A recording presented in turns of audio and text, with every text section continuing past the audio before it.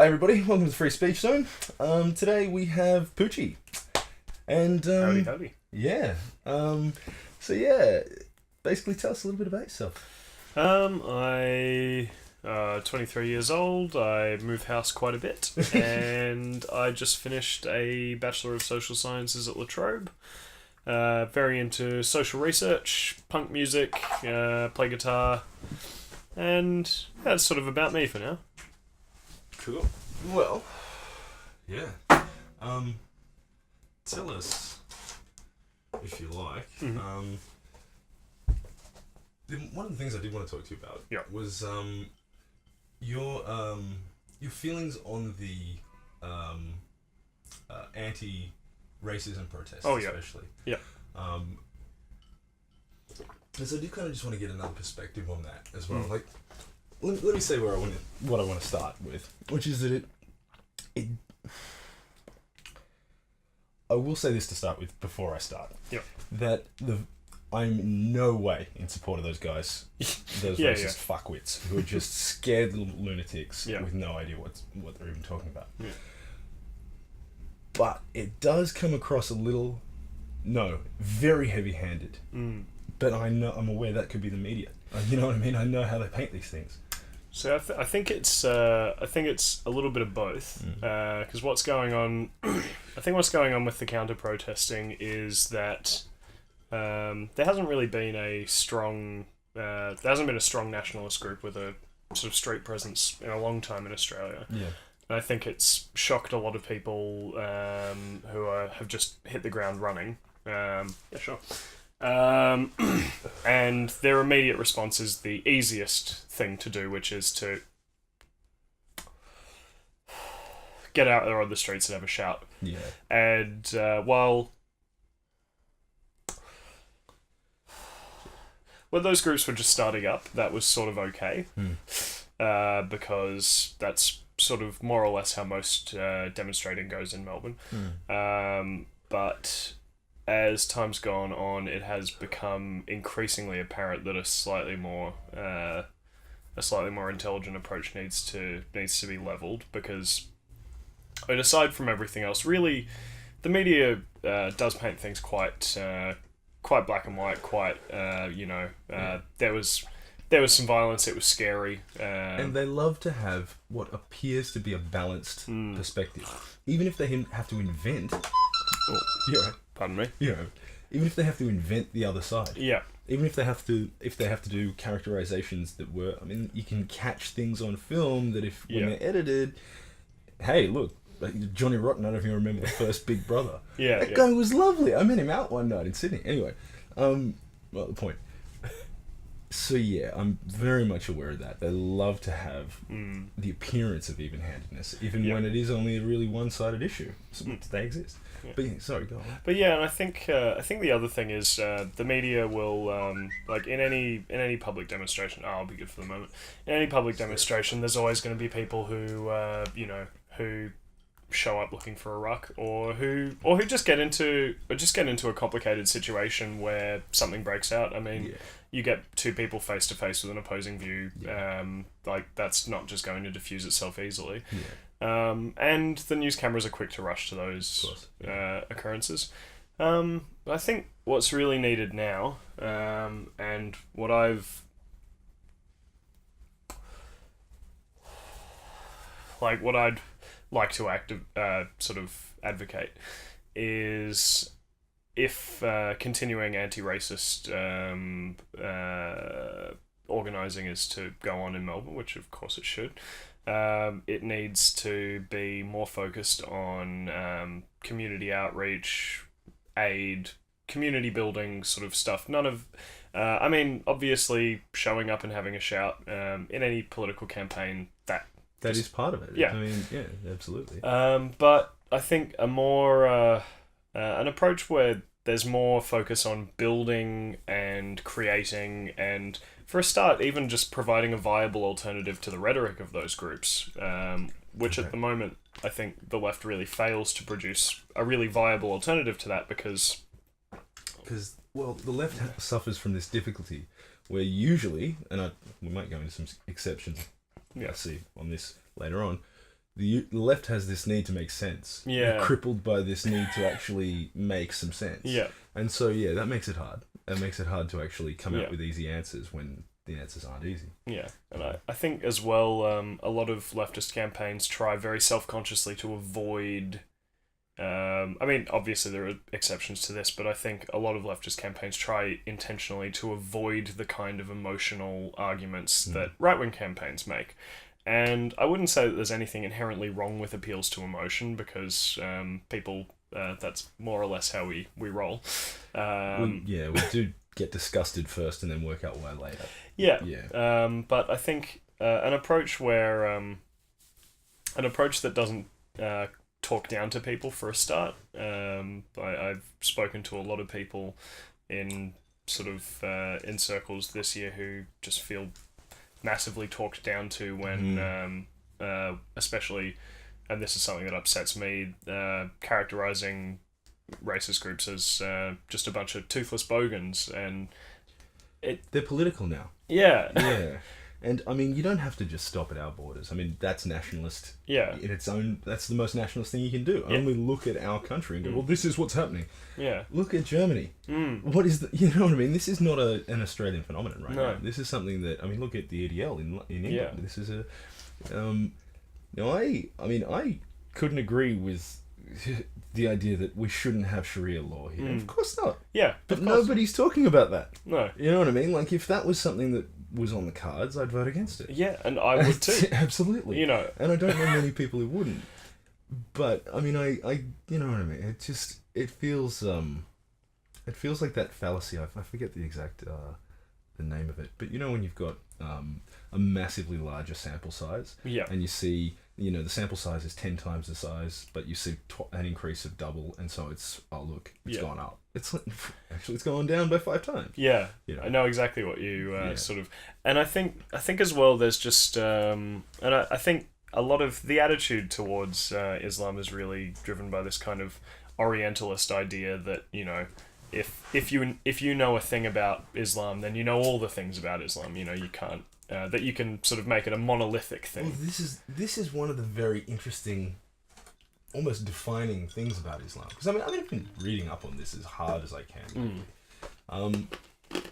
There is no authority, and thus every interpretation is as valid as the next interpretation. Yeah. There's no way to say this is not true Islam. It's all true Islam. Yeah. You know what I mean? This is what a person came out with when they read this book and this book and this, and you know, the Hadith and the Quran. Yeah. And so that's what he reckons God wants him to do. That can't be not Islam. Yeah. And that's a tripping point for this entire it's a no true Scotsman fallacy. Yeah, you know there we go. And so you can't speak about such a disparate group as one big chunk. So I mean, I would propose, this is not something I suggest they do, because it's not my right to say. Yeah. But I would say if it was me and the word Australian had become co-opted into something I didn't like, I'd start thinking about maybe I need another name. Yeah. Maybe, even though I'm the older group, hang the pride of you know, oh, we're the first airborne, whatever. Yeah. Just roll with, okay, we're Victorians now. The rest of Australia went mental. Yeah. Fine. No Well, worries. yeah, pretty much. I often,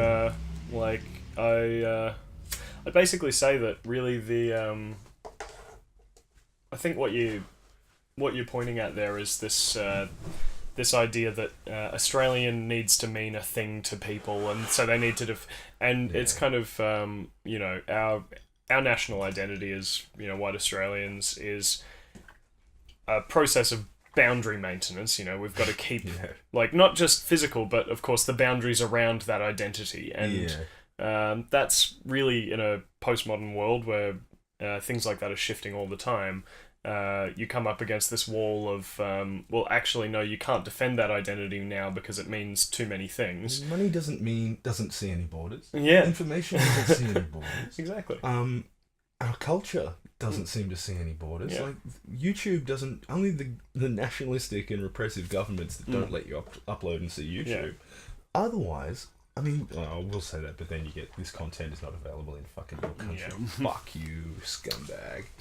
Oh my fucking god. what do you mean? Like, how the fuck do you mean? Especially when capital is globalized, I don't understand why I can't buy the same thing over the internet as well, not just, in the same store. This is why I was like so nuts. As soon as Netflix came out, I was like, done. I've got it. No problem. It's like, I have always said I pirate because I can't get the shit. I can't buy it. Yeah. Now, I might not have terribly much money to put it where my mouth is, but I've got to fucking do it. Yeah. After all this time bitching and moaning to people about, well, of course we're going to pirate, man. I'm not going to wait a fucking year out of the loop for Game of Thrones. Fuck that. I'm on Reddit. I can't be out of the loop. Like, no way. So it's like, finally, although Netflix doesn't have Game of Thrones here, obviously, but yeah, dude, between the lot of us here, it's like $3 a month each. It's nothing. It's like, God, this drink costs more than that probably. You know? Well, actually, that's... see, I'm kind of on the flip side of that coin, because I don't actually... I don't watch many new things, but I watch a shitload of old things. And so I'm exactly the same way, that none of the stuff I want to see is on there anyway, so you still don't have the service. So I'm on private torrent trackers for obscure TV shows, getting all of this shit. Man. It's not. It's not like I'm going. Oh, I wish I. No. Yeah, God. but it's not theft if they've still got a copy. Yeah, it's not the same thing as theft. Well, especially if they're not selling it. Exactly. It's like that abandonware software that like nobody could fucking buy it for how long. And so now somebody came along and we can buy it, and we still can't buy it, but hey, it's on their website. Tell us to take it down if you think you own it, okay, but otherwise have it. That's like, fuck. Well, yeah, like I've been a member of 3 private torrent trackers now that only deal in British programs and only and especially then really obscure ones. So they'll upload every episode of Coronation Street for a week, but you'll also get things like pilot episodes of Stephen Fry shows from the 80s that were never produced. Yeah, right. See. And almost like a whole TV channel you're looking at. Pretty much. And even though, the BBC are one of the largest producers of television content in the world, and certainly one of the more profitable, and they have the resources, they have all of this content still available. I mean, most of the things that I'm getting were ripped 3 or 4 years ago, not 25 years ago. Yeah, of course. I don't understand why they can't just package that on an online store like iTunes. I know, right? They make money. Yeah. Isn't that your game? Yeah. Like, I don't know. Especially with the BBC, it's like, don't pretend that you're a quaint little organisation that doesn't want to turn a profit. Exactly. Like when you see the inside of the place in extras. In the second season. Yeah. It's like, okay. Yeah. All right. It's like very nice in here. Yeah. All right. And fair enough. I mean, I don't know. There is that creative stuff is so often skewed even worse than the rest of society when it comes to the distribution of resources. Yeah. Even the extras get their different catering truck. And shit's like, fuck you, man. Just give everybody the nice food. What's wrong with you? Well, it's just like attempting to become an actor is, I might have thought of it. I really have. But I don't. I mean, I spent my 20s trying to be a musician. I don't need another fucking one of those. Yeah. No. And even making videos, I have thought like, this is coming down the rabbit hole here again. Yeah.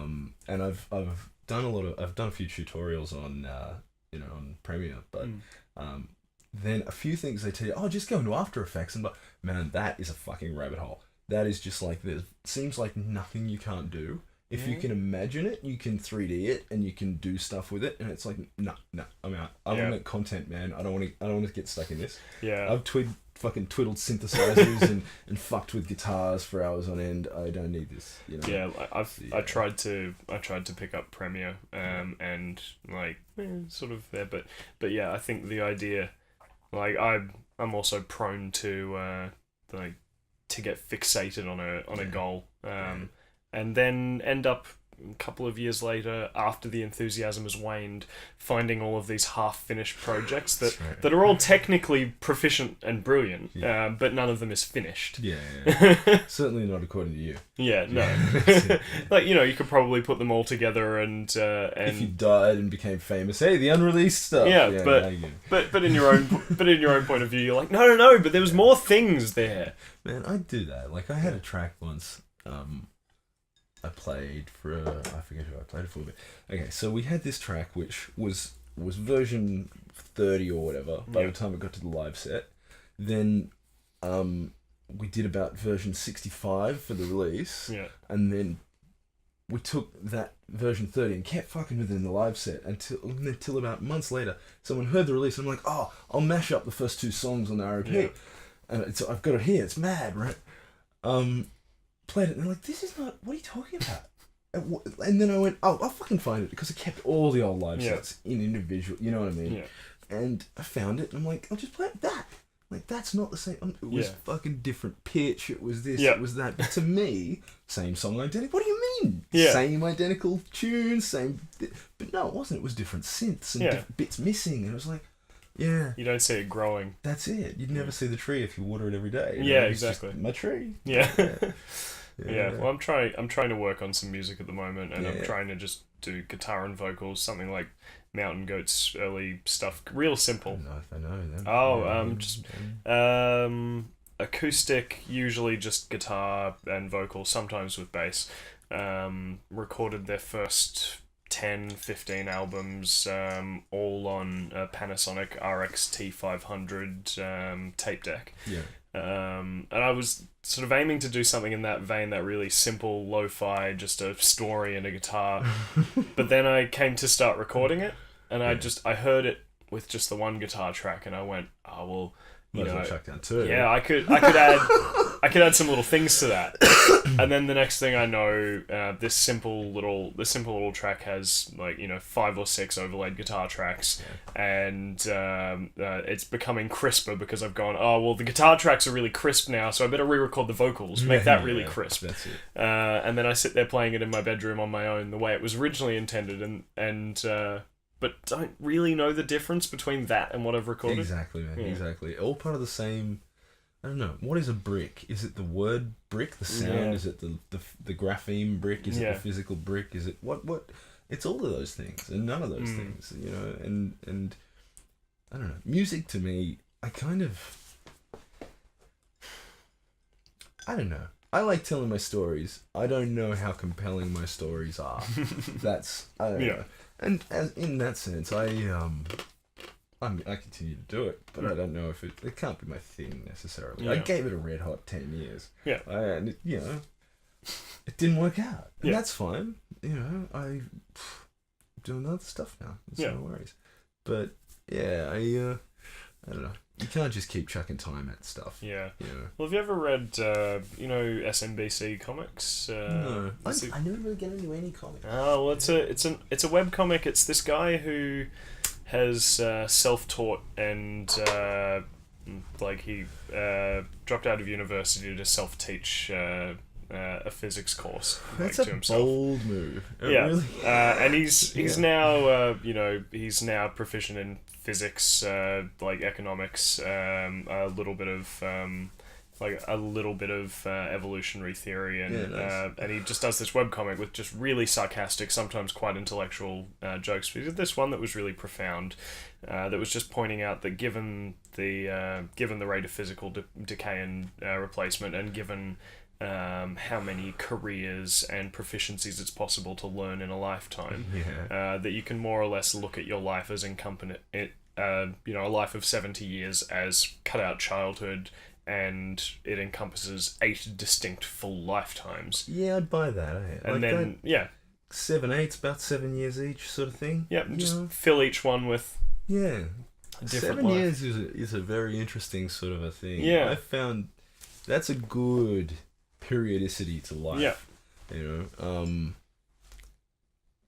and interestingly, I think it's every 7 years you replace 80% of the molecule, it's all of the molecules that replace themselves have been replaced. Yeah.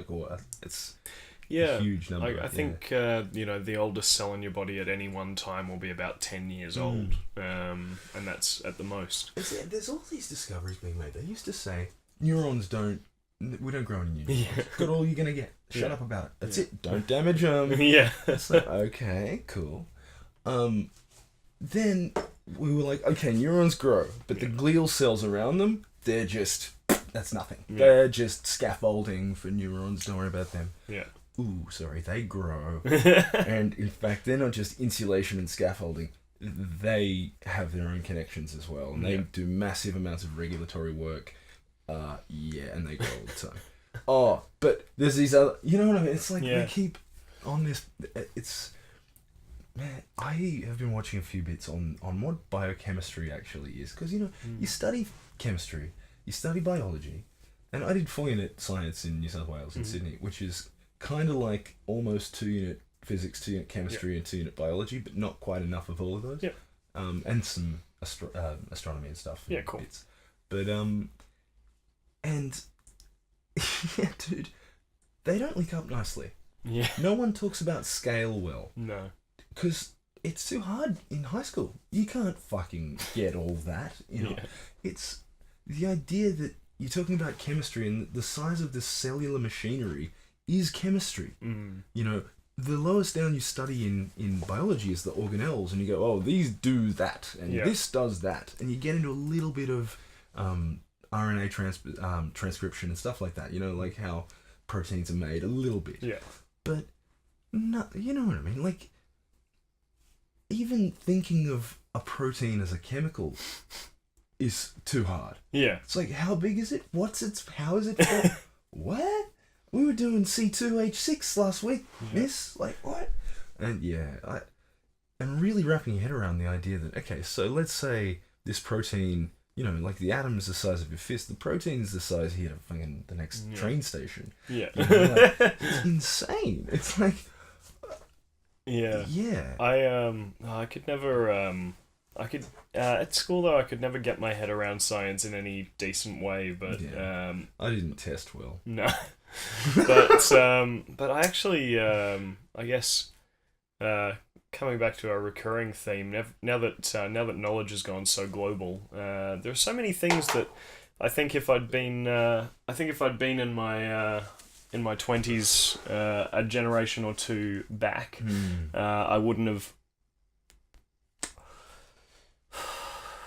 learned as much in quite as many diverse fields as I'm now learning in my 20s now. It feels like even though I've just been through formal education, it feels like I'm getting a second education every day. That's exactly it. I mean, I can't express how much I fucking love Wikipedia. Yeah. I know it's not perfect. No, but that's the exciting part. It's like being in a bad relationship. It's exciting. But it's that in real life, in real life, all of the knowledge you accumulate, you should always be questioning. That's true, and it should have some uncertainty attached. Yeah. That's a valid point. And that's the thing. If you're reading a Wikipedia article, you've got to constantly know, well, whatever I'm learning here, I should learn more about it. Yeah. So then I know whether it's true. Links, yeah.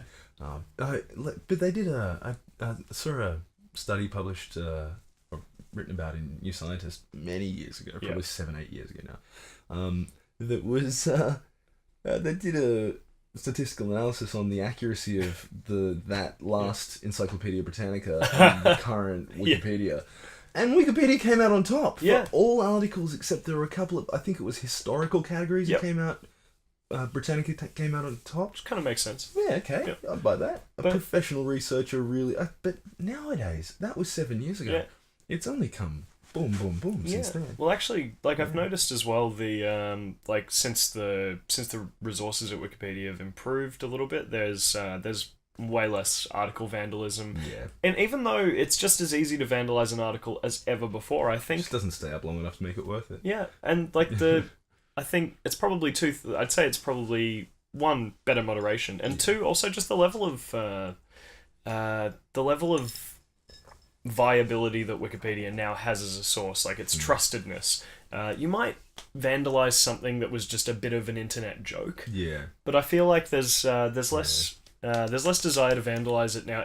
I can say I desire to vandalize Wikipedia less now because I know that I rely on it as well in daily life. Yeah. That and okay, if Jimmy Wales didn't just come on and ask you nicely, if Jimmy Wales had fucking advertising, he'd get it smashed, man. Yeah. No hesitation. Yeah. It would be a totally different platform. Yeah. I mean, I personally have been thinking about this concept myself very recently. It's like, well, if this podcast does start doing things, and I am approached by a sponsor, would I want to be sponsored, even? Never mind by someone good at all. Yeah. Is that something... I mean, I'm in favour of Mr. Bill Hicks. You know what I mean? Like, the idea that you're advertising something at someone from a trusted source... Yeah. Ideally below their radar, below their proper objective brain.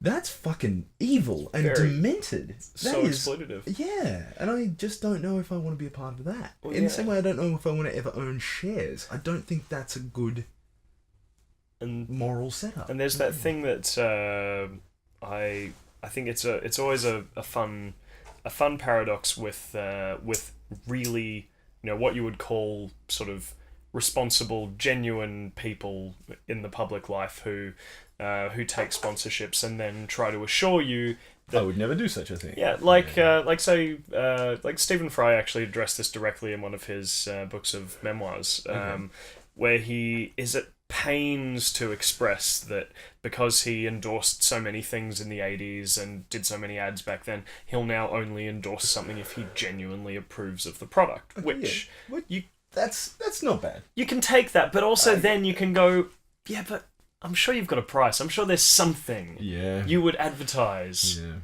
And maybe you're just bullshitting me now because you want to sell me things in a more genuine... You want me to feel... You're going for that righteous indignation dollar. Oh, that's a smart dollar. Yeah. Exactly. You know, that's... Dude, it's exactly right. This is just... It's so insidious and manipulative as soon as you bring it into the discussion. Yeah. As soon as it's there. And this idea... It doesn't even have to be true. Yeah. But this idea that there is such a thing as viral marketing where people fucking have conversations in public with the sole reason to deceive others. Yeah. How the fuck? That really has shaken my concept of what it is to overhear information. Whether or not it ever even happens. Yeah. I've never heard of it happening. I don't think I've ever heard anyone discussing a product out loud on public transport or anything. But you wouldn't... I guess the point is you wouldn't really notice. I mean, maybe there are people who are paid to... Maybe there are people who are paid to go to people are paid to go to the pub and only drink a certain brand. Yeah. People... You know... Well, I mean, you know, it wouldn't surprise me. Given that our sort of cult of personality in the 21st century has turned inward on ourselves, and we all think that our level of our sphere of influence is about as good and as interesting as anyone else's. Exactly right. Maybe the modern or the postmodern, I should say, equivalent of paying a famous sports star to only smoke Winfields would be to just pay a few blokes down the pub to only drink Carlton. Yeah, I mean it's already a situation where they can't... it's in their contracts. They can't... A lot of the English footballers, anyway. Yeah. Because the Australian Guardian is a pain in the arse. Yeah. I mean, I love that there's a local Guardian, great. Yeah. But I just... Come on. Give me the good articles. The futurist articles. The society articles. The content is very lacking. Yeah. So I'm usually on the UK one. So I hear a lot about this kind of thing more from that perspective, I guess. But just come on. Yeah, it's crazy talk. Yeah. Yeah, I just let people drink things. How can you decide what shirt a person can wear in public? Yeah. How can a person sign that contract? I know he signed the contract for $1 jillion. Yeah. So okay, you're the one who's got the money. So now you have to wear that shirt, dumbass. And that's the thing, you know.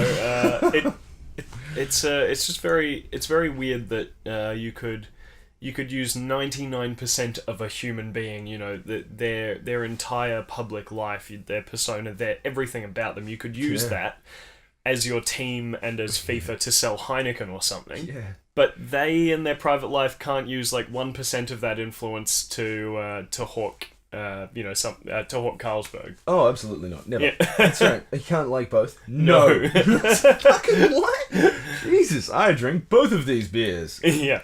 Oh. Let's take 17, Eddie. Hey. Yeah.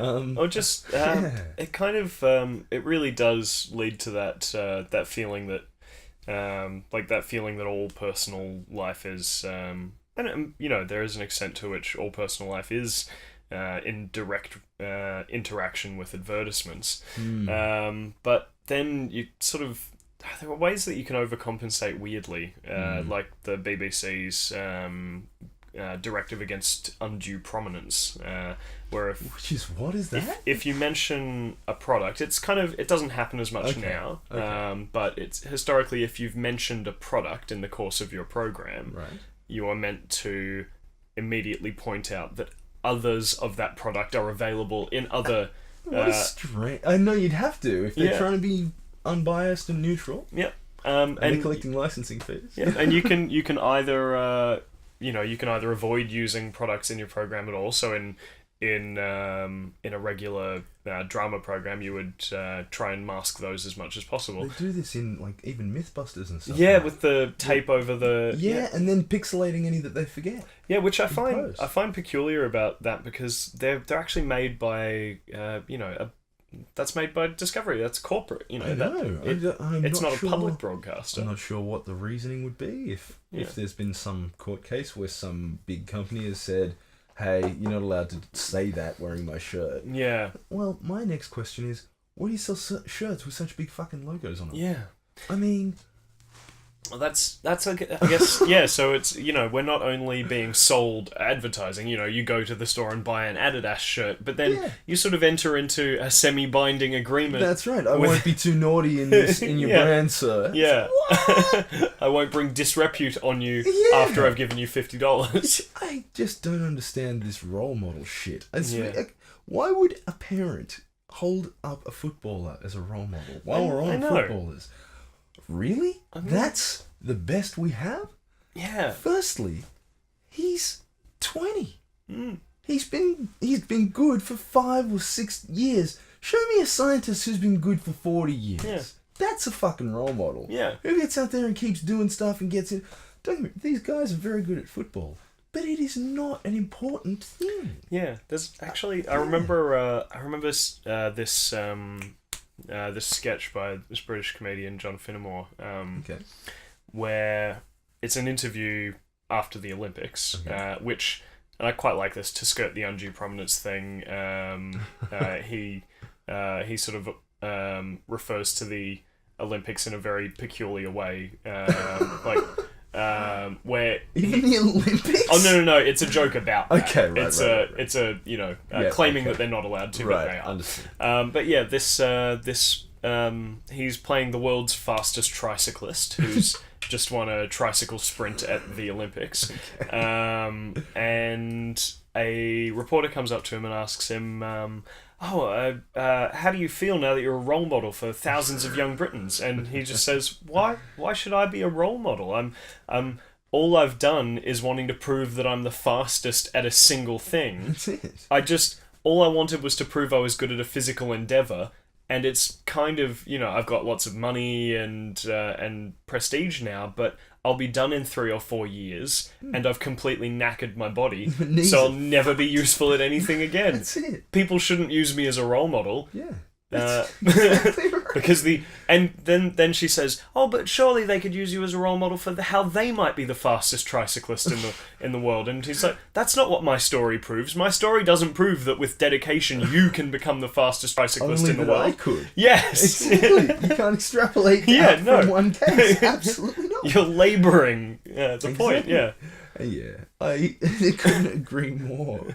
It's like, yeah. But yeah, or like like when people say that their kids are acting up because of what a pop singer said or something, and it's like, why don't you try parenting? Yeah. How'd that be? I don't mean to get all in your face. Man, I mean, we've got this idea for a Instagram, which will be she's got a better name than me, but the bad parents of Brighton or the shitty parents of Brighton or something. Yeah. Right? And his parents here are just brutal in public. Imagine. And, okay, you'll see chick out the front, headphone, earbuds in, right? And she looks like at a distance, she's probably, I don't know, 30 or so. And you get up closer, she's 45. Yeah. You're like, hey, Jesus. Right. You guys, what are you doing? Lotion? Whatever. Anyway, so she's like, just fucking jogger, knows what she's doing. And then around the bend comes this little fat kid in a fucking tracksuit. Go,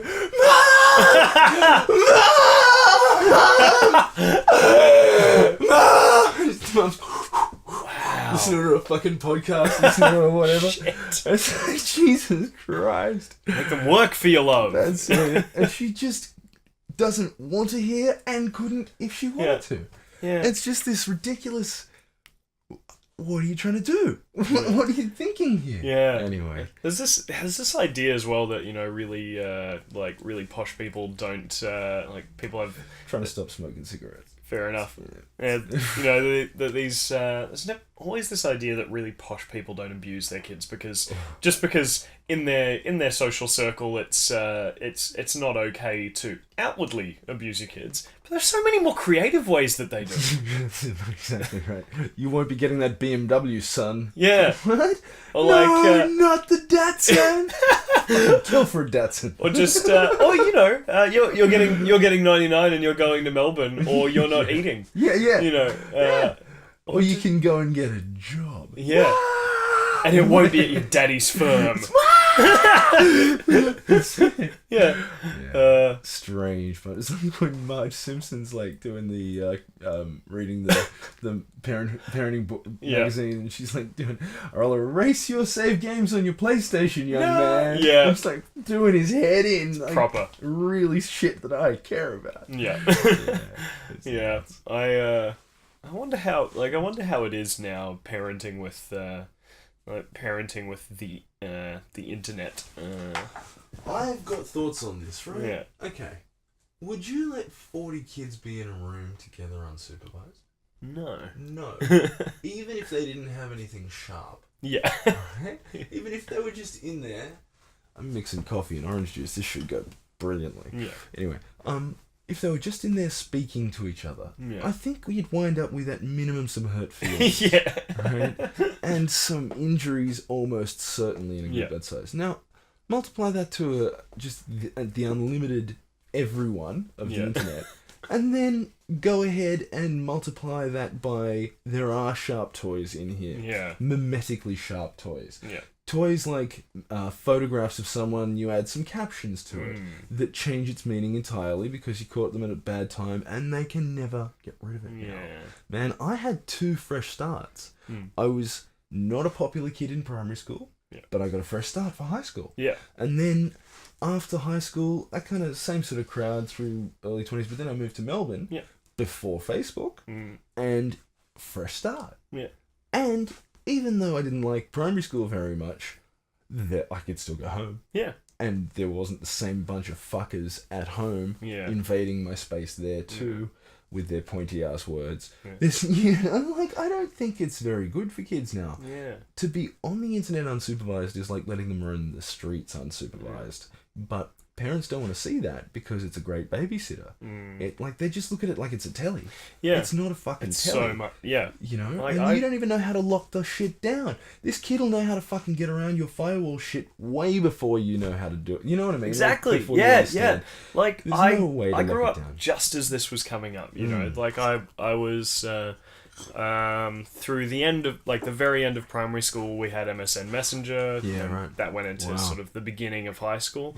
Then we sort of just had MySpace peaking as I was finishing high school. And like that was bad enough because that was also back when the internet network that you would be a part of, the internet social network, would be in some ways limited by social interaction in the real world. Yeah. So your MSN Messenger contacts were, by definition, mostly people who you'd given your email address to in person. Absolutely. Because you couldn't email them. And then on MySpace, you would inevitably you'd inevitably sort of shop out your MSN contacts and find all their MySpaces. You'd ask for people's MySpaces when you were out and about. There wasn't quite such an aggressive building of social networks until sort of the end of that period. So you could in a very real sense limit it to damage that would have already been going on in your personal life, but magnified by a few orders. Yeah, you're still not letting things out that you haven't already let out. Yeah, but there was also a sense that because of that, you could switch off, you could ignore it, you could, whereas now... Yeah. The internet's too useful to switch off. Blogging, forums, like just below the line comments on any article. Yeah. Like that can... I've actually seen recurring beefs between two individual trolls. I'm stupid enough to read the fucking comments. Yeah, I really am. Always do. Oh my god. What? And the article was great, but you got something to say and go, oh, I better see what everyone else said. Yeah. You know, oh, come on, it's fucking how many pages? And somehow that stuff even becomes personal. And so from this point where, you know, your social network online looks like your social network in the real life, maybe with a few dickheads mixed in that you wouldn't normally talk to, now there really is the global village of assholes who all want to upset you. Yeah, absolutely. Absolutely. And can do it in a way where they have access to about as much of the information as people used to by physically knowing you. That's exactly right. So I'm glad I wasn't a teenager for this shit. Information that you forgot was out there as well. You ever go through your really old Facebook photos and go, oh, really? Yeah. You know? Yeah. Not just the ones you tagged in, all of them. You just go, whoa, I didn't tag these back then. Yeah. Or like photos you've been tagged in by people that you've blocked, and then you scroll through and you're like, I've got a lot of those. I gotta delete those. I'd re-tag them as all sorts of nasty words. Yeah. And that's not a great look, you know? Yeah, I've deleted my Facebook a few times and started new ones. Yeah. And I'm always tempted to log back into the old ones. I haven't in a while, and I'm very glad because you could even do some damage to other people by having a few buried internet personas. Yeah, and I think it's best for us all if we try and avoid that. Yeah, I mean, this shit can go thermonuclear. Yeah, there's no reason to not keep it civil. Yeah, I mean, the internet, it used to be the wild bloody west. Yeah. Which was lovely as long as you were a gunslinger, right? Yeah. I got denial of service once on my fucking 56k modem. Because I was a smart ass, you know, and I was talking to this guy on ARC, and I'm like calling him all the fuckwits in the world. He went, ha ha ha ha ha ha. And then I just went, I'm like, what the fuck? I didn't even know what was happening. It happened for like the next day, and then he just stopped, like, thanks. Okay, I get it. Fair enough. I had my little turn. I understand now. But you know, I remember when it was because now, of course, you know, the flip side of that is it's not like the Wild West and it's good to be a gunslinger. It's more like walking down the street in Arizona, and it's good if you have a concealed pistol. Exactly. It's still. I mean, there are procedures in place, and there's no reason not to be safe on the internet now. When I say safe, I can't say I mean kept away from pornography. Yeah. I can't say, I mean, back to what the kids see on the internet. I can't say, I mean, you know, I wouldn't have seen... Man, shit I didn't see until I was older. In fact, shit I didn't see till I did it. Yeah. Right? Shit, I was like, was that what that's fucking... Like, it was incredible to see that shit for the first time. Yeah. But now, I mean, you can't go to the Pirate Bay without seeing hardcore penetration, which doesn't concern me. I'm happy to just look at the damn torrents. Yeah. You know, that's what I came for. Yeah. I'm not going to say I'm bored with porn. Right? I can't, you know. But it's just, I've seen all these things for so long, and I know they keep coming up with new and dirtier things to do, but they're gross. Yeah. Most of them. Yeah. You know, sometimes they hit a winner. Okay, no one's going to dispute some of the new maneuvers and shit they've all come out with. Great, you know, see how that goes. No, she doesn't like it. Cool. But point being that, man, I I don't know what it'd be like to be a 12-year-old now and to have seen these things. Yeah. It was frustrating enough when I could only imagine. Yeah. You know? Yeah. I mean, I used to... my computer was so old. When I first got the first porn I ever saw on a computer was on a floppy I got through someone at school. Like, dead set. And my computer would only display, like, VGA, 16 colours. Yeah. If you know, on the resolution. So I'd switch it over to monochrome in Photoshop. And then, like, it'd also switch the video mode, and I'd be able to actually see some detail. Yeah. Just nude women. It wasn't anything of consequence. Yeah. I remember, like, you know, 2 bitmaps filling a floppy disk. Yeah. And like, before JPEG was much of a thing. Yeah. I mean, it was around, but it was like, no one seemed to bother doing it, even though storage space was at such a premium. Yeah. Crazy. It's quite weird those days, because I remember that, you know, when I got the internet, the first dozen or so computer games I downloaded with it were all, you know, Sierra and Apogee sprite-based games.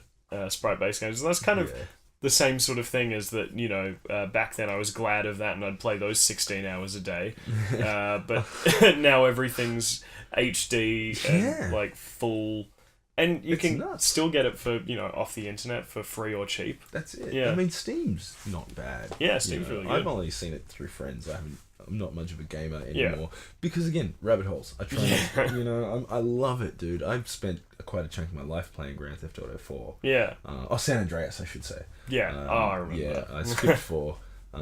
That's why I haven't touched 5, because it's that same flying cars, engine and stuff, and all the same stuff, and it's just like, no way, man, I'm not going to do it. I can't do it. No. But, dude, my first computer... No, well, one of the first games I really messed around with anyway. It's called Falcon, version 3. Oh. And it was a flight sim, you know, which was 11 meg, but I had a 20 meg hard drive. Yeah. It came on, I think... 8 or 9 5.25 inch high density 1.2 meg floppies, and it was like I had to get everything off my computer to get it on. Yeah. It was a whole thing. And dude, I played the original Wolfenstein. Yeah. And then, like, there was a place you could send away a money order to get them to post you more floppies. Yeah. With the extra 5 missions. Yeah. And they were good missions. I sent away to Texas or something, and that wasn't long. It was 6 to 8 weeks later, you know. Along came these floppies, and dude, it was another world. And then I got a sound blaster. Yeah, and I could hear what they were saying. And actually, when I watched Star Wars the other day, it reminded me when we were watching all of the previous 6. Which, let's come back to Star Wars later. Yeah, I'd love to. Yeah. Anyway, we're watching the previous 6, and at A New Hope, when both the suns are setting on Tatooine, you know, I realised that was the night I went to buy that sound blaster with my dad. That scene was the first computer movie thing I'd ever seen. It was such poor resolution, but it was clearly what it was. Yeah. And it was playing just on this loop of that one little scene at the shop, and I was like, this is... Well, that's what's going to happen now. Yeah. You know, like, it was so clear that, okay, we can do this. It'll get better next year. Yeah. Like, even I was probably 9 or 10 or 11 or something at this point. Yeah. And yeah, just like the absurdity of, okay, they do that. Cool. Okay, oh, wait. Gotcha. Time. There's that time. Anyway, let's get another drink and come back to about more Star Wars. Boom. And we're back, and we're joined by the dog, so try and not let this beautiful face distract you. Actually, I'll just double check those. So, Star Wars. I had high hopes. Yep. And I actually liked it quite a lot. Mm-hmm. But okay, did you hear the Kylo Ren is Luke Skywalker fan theory? What? Before it came out, this was mostly when the first trailer had come out, and we only saw him in the mask. Yeah. And before Adam Driver was cast. Yeah. Okay, so I have to say it. Spoilers. If you haven't motherfucking seen episode motherfucking 7, then motherfucking stop motherfucking watching and go to the cinema right now. Anyway, whatever. So there was this when we didn't know any of those things. There was this thought that what if Luke Skywalker had actually turned to the dark side? Yeah. And we watched him do it. What if? Okay, there's so many YouTube videos about this. If you out there and you later just go and type Kylo Ren, Luke Skywalker, or Luke Skywalker dark side, or is on the dark side, you'll find it. You know what you're doing. Your Google foo is good. The point is that all that stuff the Emperor said, and that Yoda said, when the Emperor and Yoda are agreeing and saying word for word the same shit, they're the two most Force guys you'll find who have totally different interests, yet agree that if you don't fucking complete your training and you jam off to fucking get your missus out of trouble and your mates, that's dark-sidey as, bro. And it's sad that it's dark-sidey because I don't really agree with that necessarily, but it's canon as. You can't disagree. Yeah. But that's exactly what he does. And then so Yoda tells him, no, but you'll destroy everything they fought and suffered for, which was to get darkness out of everything, was the bigger point of what they're trying to do. Then he comes back to try and turn Vader, and Jedi, and everything on that Death Star that the Emperor says, he does. He does everything. Yeah. Take your Jedi weapon. Strike me down with it. I'm defenseless. Yeah. Okay. Whoomp. Yeah. Oh shit, Vader! I totally fucking spaced out. Vader's here. Oh. Yeah. What?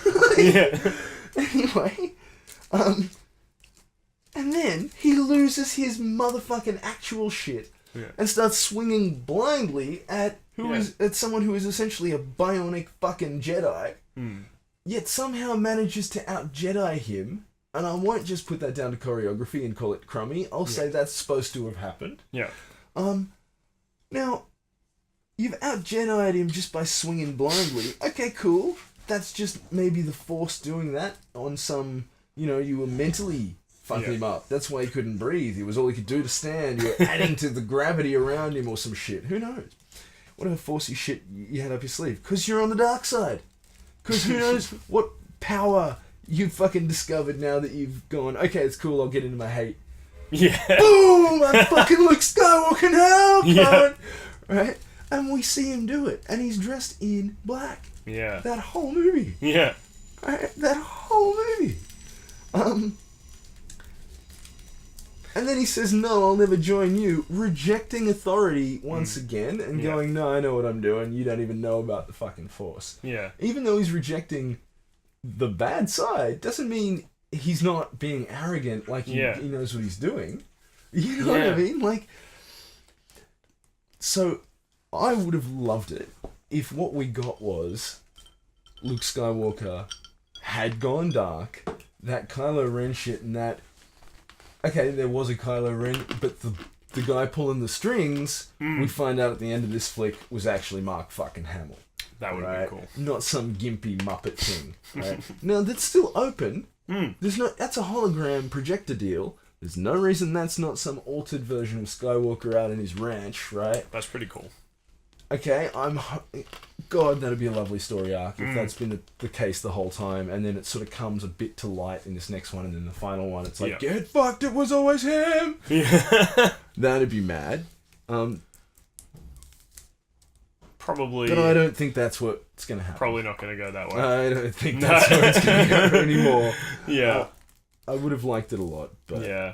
I quite enjoyed that. I mean, as people have pointed out, it is basically, it's more a reboot than a sequel. There's a lot of mining the franchise a lot. There's one or two things that were just... They're there for the video game. Yeah.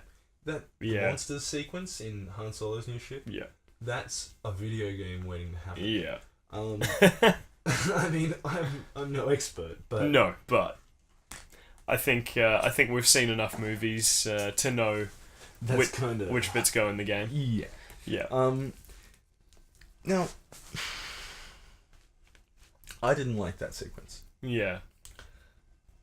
It established a couple of key things. It established that Han Solo's still up to his old tricks. Yeah. Hey, he had to leave the missus, and he's out with Chewie. Yeah. He's hunting with his dog. Yeah. That's cool. He's like, Chewie's the best dog out. You Yeah. know?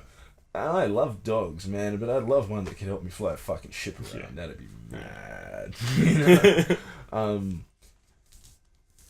But yeah, it didn't really advance the plot. It didn't, and I mean, so we needed a few things from that. We needed to explain a little bit about what Han's been up to. Yeah. And get him on the fucking Millennium Falcon. Yeah. But we also needed something else.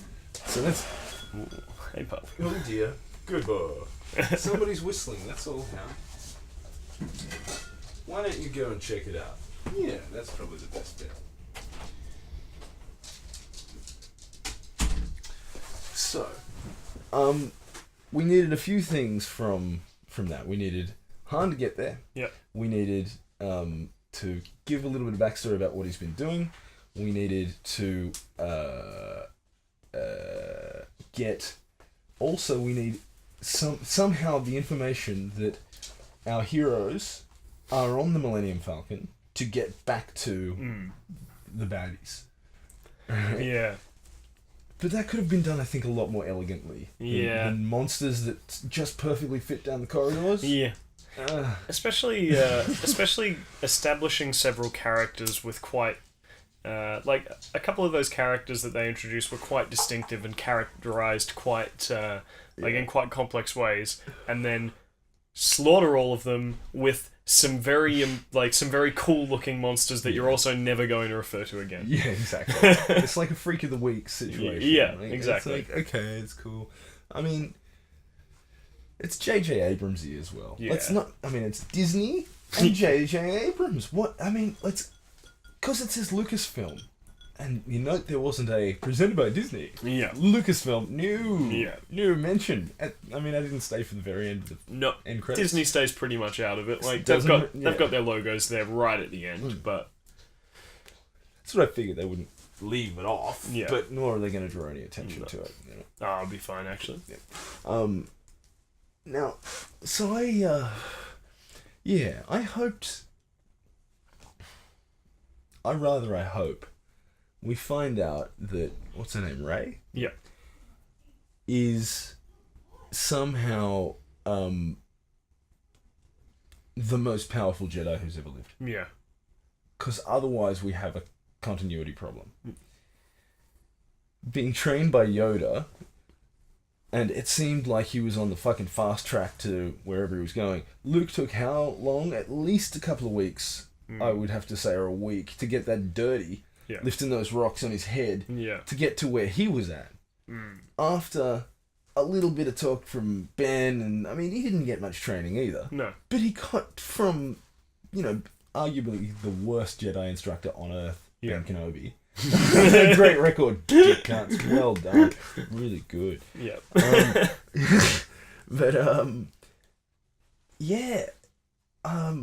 But the training he then got from Yoda only took him to a certain level. It was then when he went out and did his own self-study that he really got there. Yeah. But when he got there, he was in black. He shows up in that first scene at Jabba's palace in Jedi, wearing Sithy as shit looking stuff. He's from there, right? He could have put on his normal, he's not. Yeah, of course he is. What am I talking about? He could have put on his normal farm boy outfit. Yep. He could have put on some light-ass Jedi robes, like maybe for the heat, bro. Yeah. No. He made a very conscious decision that day. He went to his wardrobe and he went, the black one or the white one? Yeah. I don't even wear this white one anymore.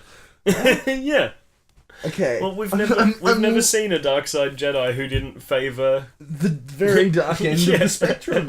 Even if you include those first three movies, and I'll try to, but I don't know them as well as I probably could. That's fine. I don't care. Yeah. They're still even Qui-Gon Jinn, I think, gets a black vest. Yeah. Or a very dark brown and bits of black or something vest. And I think Mace Windu gets... No, he doesn't. He stays really light as well. Yeah. They all do. I mean... So maybe... I can't think of another example where someone wears black and they're not a bad dude. Yeah. It's pretty... Like, that's the thing. The Star Wars movie's big on visual shorthand. Yeah. You know, they tend not to make... Yeah, why waste a costume department and a designer like that then? I mean, you come to me with a bad guy wearing a silky white outfit with like a little halo hat. Go fucking home, mate. We've got plenty of blokes know what they're doing. That's what they'll say. Yeah. You know, they'll say, what are you fucking doing here? Yeah. Like, did you not study this? Do you not know bad guy? Yeah. Like, we asked you for a bad dude. Go try again. Yeah. It's just, I don't know. And yeah, so, you know, we've got, and now we've got Kylo Ren, and we've even got that Chief Stormtrooper who, is wearing super dark armor. Now, that Chief Stormtrooper, what's the go there? We're talking about the female... Yeah. Yeah. Yeah. I didn't know we'd need robot bosses. Is that a robot though? Well, see, that's the confusing thing with the stormtroopers is, you know, like, because we've never really seen a command structure with them before. No, we haven't. Except you've got stormtroopers, and then you've got fucking, you know, the dudes Empire in the guys, normal Empire uniform. Yeah. You seem like there should be some sort of rank on them. Yeah. Because we do see one salute another one in Jedi. Yeah. When it's like, you stay here, I'll go after these two. You know what I mean? Yeah. He's like, yes, sir. It's like, okay. You know, but yeah, it's sort of like I'm a big fan of really old Doctor Who, and it's sort of like originally the Daleks were just all the same colour, and there was no presumed leadership structure. Yeah. And then 6 or 7 stories in, of different Dalek stories, you get suddenly they have an emperor, and they have sort of managerial like Daleks, you know, like you've got the accounting Daleks, more or less, the jock Daleks. Well, they've got they stay away from the biology Daleks. Yeah, well they do. They've got like Dalek scientists. They've got Dalek, you know, and it's like you're all just identical little blobs of matter in robot suits. What does that even mean? Well, you're neglecting their individualism because of their exterior appearance. You're guilty of all the same sins. But yeah, they've, I know exactly what you mean. Yeah. And it also just makes me think, like, Finn's behaviour in the new one, I think, brings up something that's been a bit of a problem with, or a problem with people's theories about Star Wars for a while, that stormtroopers are basically, they're more or less indentured servants. They are... Yeah. They you know, the stormtroopers are like, they're not it's not an army that you're necessarily enlisted in by a smiling white-shirted dude. But nor did the clone situation make perfect sense either. Yeah. Now, there is a line that explains it. The conditioning line. Yeah. And I've heard people talk about it, and they're going training, and they're going this, but no, the word is conditioning that was used, as in B.F. Skinner. As in classical conditioning. You know what I mean? Like, and that is a very different meaning to training. So I think that explains enormous amounts about the Clone Wars, because it's not the Clone War. Yeah. Right? And all of these stories have been told, and I don't know what's canon and what's fucking not anymore, because they just, I don't know. None of the novels are. I think Clone Wars is. Okay, yeah, right. Yeah. I haven't seen a lot of it anyway, No. I gotta tell you. I'm talking the movies, you know, like, Yeah. it's the movies for me. And all these novels are canon. Okay, I love that you write your own stories, but it's not fucking canon. Get real, dick nuts. Well, especially like, you know, be. like to have a canon of work on a single story that encompasses more than like if you're going more than 10 writers, that's a pretty deep canon. If you're going upwards of 100 writers, it's like, well, no, that's more of a genre. There'd have to be 80 writers or more across all of Star Trek. Yeah. Yeah, this is true. I don't know. Maybe it's because each individual work sets itself apart from the other, but establishes itself in relation to the. I think the internal continuity that those series strive for it's questionable at best. I'm a Trekkie, right? Yeah. So I'll get into Trek with you as well. Yeah. But I will say that, I mean, if you grew up on Next Generation, Voyager, Deep Space Nine, the original series is not the same show. Yeah. It's almost unrecognizable. Yeah. And I don't really like it. I never have. I mean, it's great if you just want a fucking mindless bit of a biffo. Yeah. Hey, mister! You know what I mean? Yeah. Great. And I love some Kirk. I love Kirk now. He's a crazy old man. William Shatner, he's fucking Fantastic. awesome.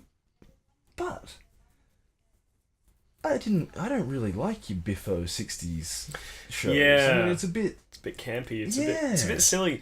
I actually I guess I have a similar situation because I've watched Star Trek from all over and enjoyed bits and not enjoyed other bits. Yeah. But I'm really into classic Doctor Who 63 to 89. Never could get into the early stuff. Yeah. Even as a kid. Because it was on the ABC before like Inspector Gadget and stuff. Yeah. Well, what I'm realizing now is that I've got an enormous affinity for all of the classic Doctor Who, like all of it, mainly out of nostalgia. But what I'm realizing increasingly is that, you know, which is good with Doctor Who, is that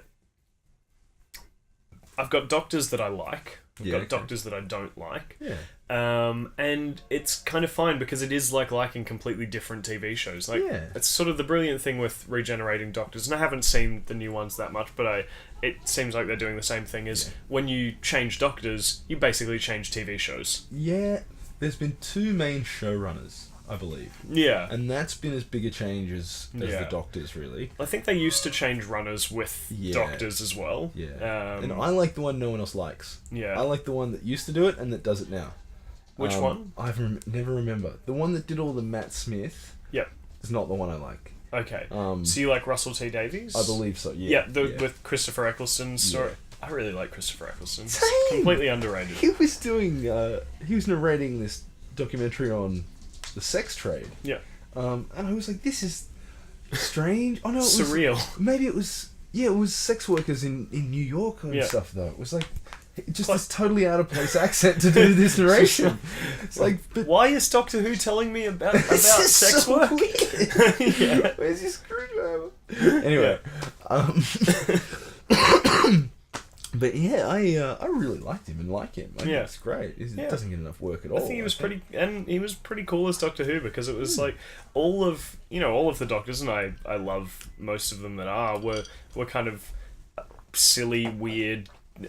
Kind of dudes, and I like Christopher Eccleston because he comes along and he's a tough, like not like a super macho dude, but he's all cold and and grim and occasionally funny, but still like a really sort of rational, down to earth Doctor, which is quite reversing the trend for really quite bizarre, outlandish ones. Yeah, I gotta say though, I'm a bit disappointed in Capaldi. Yeah. As a massive fan of his. Which is a shame. This is awesome. Have you seen In the Thick of It? Yeah. Oh, dude. So good. Malcolm's the most amazing He's character. so good.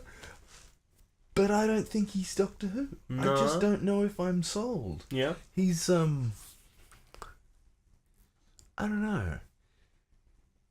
Just doesn't work. Maybe I've typecast him too hard as Malcolm. And he's so good as Malcolm. That's why I've never tried the new one, because I've gone, you know what? If he's not perfect, it's just gonna fuck Peter Capaldi up for me. And I don't know. It's a bit formulaic these days as well. Yeah. And I mean, we see that in shows we watch now in ways that nostalgia doesn't let us see, even from things we should be able to see from the past. And that's human, but I find it hard to watch a lot of Next Generation now. Yeah, it's see not the same sort of thing. Oof, okay, all right, we wrestle the morality, and it's just humanism, as in it really is a post-religious philosophy that I took on board without having a clue that it was a philosophy. Yeah, because I love Star Trek, and that's a great idea. Yeah. Yeah, great. See? Everybody happy. It's like, oh my god. I watched this really strange thing on Netflix, a documentary about sort of Gene Roddenberry behind the scenes. Yeah. And it was really damning and upsetting, almost. Like, Really? I found myself at the start going, what are you doing? What? This can't be what it looks like. What? And then I went, wait, calm the fuck down, idiot. Like, this is not Jesus who's being lampooned. This is like some dude who had an alcohol problem and had really no capacity to write anything of any decent. Yeah. It didn't get any good until he let go of it. Yeah. Look at Star Trek fucking the motion picture, which was his all over. Yeah. I can't even watch it. I've seen it through maybe once. I don't know how it really ends. I think he mind melds with it. It's really, it's not good, and I guess that's the other thing is that when I'm realizing that like old Doctor Who, that I might love and that I might go, oh well, the writing's good even if sometimes the acting is shit or vice versa. I go, well, it doesn't really have to be good because it was good. It was good when I was a kid. And it's good for other people who are kids, and it was good for other generations of kids. It's not mine anymore. No, I don't deserve to be disappointed by it because I know that it's good for like. It's not malicious. It's not harmful. There's nothing bad about it. Exactly. It's trying to entertain people. It's just that it's not doing it very. The other thing, coming back to what we said earlier, you've got a very different brain now than the one you had then. And the brain you've got now has had a lot more experiences and can, do a pretty faithful simulation of that brain you had back then as well. Yeah. And you can watch it in a very naive sense. But it's not the same brain. No. It's a vastly different thing now that's experiencing this. And so it should be, I don't know. Yeah. In the same way that I've totally forgotten my point. All good. Well, I think most of the I think the basic blueprint for who I am now is and who any of us are now is contained in our younger selves. But that's a very that's a loose model. Very loose. Blueprint's an ugly word. Yeah. I think it gets used too much and badly as a metaphor. Okay. And I'm rolling with Richard Dawkins on this because it's a distinction he draws in I think The Selfish Gene or Blind Watchmaker. I don't know. I read all his shit at once. Yeah. Just it's all like mixed in together. One 10,000-page book. Yeah. It's just, Richard Dawkins makes the distinction that a blueprint is basically you look at one tiny part of it and it gives you only the instructions for that tiny part of it. A recipe, on the other hand, is a better analogy because it tells you the order in which things need to be made and no part of the recipe, like which part of the cake has the flour in it. Yeah. Obviously all of it. But where's the boiler pumps on this blueprint? They're there. And so it's like there'd be a heart drawing or a heart part of your DNA when there isn't. It's just, various proteins at various times under various conditions. So, I like to draw that analogy as well, more broadly again, because I think that, where did we start with this? Sorry? You said our younger selves are a bit of a blueprint for our older selves. I think that, again, blueprint is probably not a great one because so many parts of us come from literally nowhere. Yeah. We're subject to so much, I won't just say randomness, I'll just say unpredictability. Yeah. That it's very, very difficult to actually to determine how much of yourself is just basically a random number generator from the outside of you. Yeah. This idea that you don't choose your parents, well, you're a product of your parents. Yeah. And so how could you choose anything other than that? You know what I mean? Like, you could choose something else, okay, then the person you would be would have chosen something else again. Well, it's like... And it's infinite regress. I'm even just thinking about the number of opportunities that you have to be or believe or think a certain thing. If you... I would concur with like some of the postmodern philosophers like Foucault who would say that our experience of the world and society is discursively produced. It's produced by language and interpretations of language in many ways. But it's also objectively produced. Because it is. Yeah. I just mean that if you have if you're raised without the language to interpret a concept, then you'll end up without that concept unless you can divine it organically from the world around you. Disagree though. Yeah. Because that's the leverage that science gives us. That's almost often this is the problem that we have is that we simply need to reuse words because we don't like making up new words. Yeah. Which makes things very difficult. Like the difficulty we have with the word theory. Yeah. Everyone seems to stumble over that it has this two meanings. Yeah. But the idea that, impulse has a physical meaning that's a derivative of how... derivative has a mathematical meaning, obviously. Yeah. You know what I mean? It's another perfect example. We need to start making up new mouth sounds when we have new concepts. Because this idea of just adding another... Yeah. Because it becomes shorthand and we don't say blah derivative, we just say derivative. Yeah. And that's really... that ambiguity that introduces. English is not prescriptive. Yeah. It's descriptive. Yeah, absolutely. So unfortunately, there is no one there who will shake a fist at you when you use a word that's already a word. Yeah. I'm looking at you, the legal profession. I'm looking at you, scientists. I'm looking at you, engineers. I'm looking at everybody out there. It's like, but so what are you going to do? That is what we do. Yeah. But yeah, so but I think science gives us the capacity to...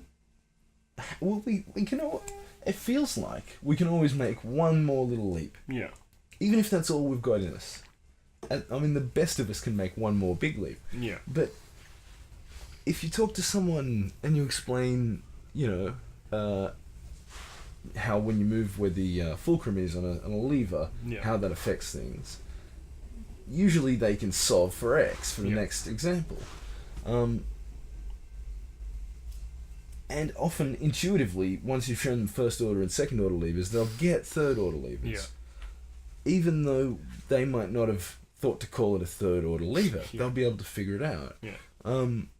So there are all sorts of situations where we do make a little leap, and it should have another word. We don't bother inventing one. Yeah. We simply use an existing word in another context, and yet we manage to move through that anyway. Yeah. So I'd have to disagree on that, I guess. But yeah. I think more what I'm getting at is just that if you if a concept... Not with you, with Foucault. Yeah. But yeah, if a concept is never established in someone's life, role models, etc., to come back and there's the better word for it than that. I don't remember it. But yeah, like, so if you the black community talks about it all the time. The idea that if there's nobody around you with a job, it's very hard to even imagine what that type of life is. Yeah. It'd be like, what is it actually like to be the king of a country when you actually have executive power? It's hard to even conceptualize what that life is. Yeah. Because haven't seen it. And you have you have words and a language to describe that concept. You can inscribe some meaning in that, but it's not meaning that's derived from any sort of objective knowledge. It's just derived entirely from imagination, which is so often... what is the word torture? On its own, it evokes nasty images, but I don't think you can begin to imagine what those things could feel like, because you can't bring yourself... No, but you can't even remember your own pain. Yeah. Never mind the levels of pain you couldn't even imagine. Yeah. It's so I think language is a fuzzy tool. Yeah. So much of the time, and it does its best. Yeah. But it's maybe it's a fuzzy tool. It's not intentionally. It's not, and I guess English is a pretty great example, because English is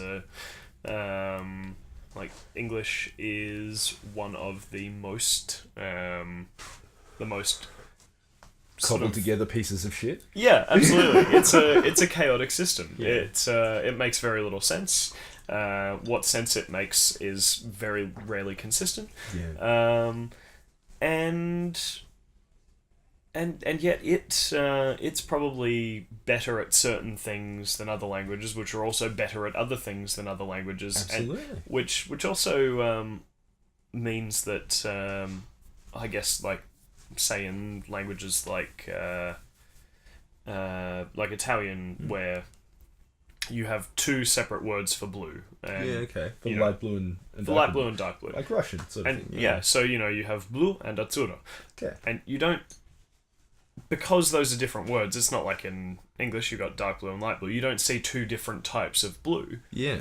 People in Italian would say that they see two separate colours. Yeah. They do not see, say if we were to look at purple and blue, and say those are different colours. If we had, if we called, if we called blue, for instance, a light shade of purple or something purple, we would see it as a type of purple or blue. So interesting, isn't it? And yeah, so if you have a certain, if your language is structured in a certain way, you'll start to see the world in a certain way, and you can. While you can learn the meanings of words, you can't. It's incredibly difficult to begin to see the things that another language is describing, because if you see two separate blues as a part of blue, you'll never see them as two distinct colours. This is true. I mean, this is. But again, I hate to get all, sciencey. But please. this is why maths is so incredibly important. And why I think that the whole STEM revolution is doomed to fucking failure. While ever we teach engineering and maths and science as three different aspects of the fucking they're the same thing. Yeah. With slightly different bits to know. Yeah. Right? Maths is a pure language we use when we talk about these things. Yeah. Right? And engineering is the practical application of those things with a budget constraint. But it's the same thing. I mean, electrical engineering and statistics, you're telling me they've got nothing in common. Yeah. Are you mad? Yeah. It's so I think that the way we teach these subjects to people just simply has to change. The idea of going to your maths class and then going to your science class. I mean, I was terrible at calculus from being taught it at maths. Because I hated maths. I hated sitting down and putting my head in that headspace. But even, it was differential equations was the first one that really got me. I mean, my science teacher, Mr. Pitt, taught me like more maths for the maths course than the maths teachers. But the first one was differential equations. I was like, what the fuck is this supposed to be? Yeah. What are we supposed to do with this? I don't follow this. Yeah. And then it was we did a problem in physics. It was a ball is projected upwards at blah blah meters per second. Yeah. Initial velocity. What after how many seconds is it traveling? X meters per second. On the way up and on the way down. That's why you get two answers. Yeah. Oh. Yeah. No problem. Why didn't you fucking tell me that? Yeah. Was that so fucking hard? Yeah. Why would you keep that a secret? Yeah. Oh my god. It was like, I was annoyed as fuck that was all you had to say, motherfucker. Anyway. Yeah. Well, I think more subjects, more subjects could do well with being taught. I don't want to say. I guess holistically is the best word I have, but it's a shoddy word, but it shouldn't be. I know what you mean. But because actually, like in the course of my studies in the last few years, I've actually found that that hybrid subjects are much better at conveying difficult concepts than just single concept subjects. Yeah. So, for example, when I've taken an English subject with a sociological basis, so post-colonial reading. You're, reading books in a historical and sociological context, Yep. and you're doing literary criticism that is equal parts literary and sociological. Right. Interesting. That's an interesting way to do things. Yeah, I learned more about the practice of social and literary criticism from that than I did from a subject, politics in our time, which was strictly about, social and political criticism. Yeah. Great example. Yeah. Even though both of them covered very similar subjects, and I wrote on similar subjects in each one, I actually managed to pick up a more rounded view, and I think that should happen in the humanities as well, because it's impossible to. I would hope it would be impossible to understand something like art without understanding history, philosophy, and sociology. And to my mind as well, quite a little bit about geology if it's marble, chemistry if it's pigment, like any kind of paints. Why were these alchemist artists a thing? Yeah. Well, because they had a lab, bro, and they were curious as fuck, and they were doing how do you think they got this paint? Yeah. A lot of the people's paint from the day didn't work. Yeah. You know what I mean? Well, That's why it's not around anymore. And because these are the ones that held their red like you can't believe. And then you've got if you start looking at pigments as a form of geological or chemical interest, you can't avoid then you start to actually bridge the gap between the hard sciences and the social sciences when you look at the so why was this pigment popular in this area? Why do we have this colour and not this colour as a popular colour? Things like in ancient Greece it was extremely hard to synthesize blue pigment. Yeah. It was almost never done. The Greeks did not originally have a word for blue. Yeah, right. They had the concept of blue. They knew what blue was to look at it. Of course. But they would refer to it with reference to other things.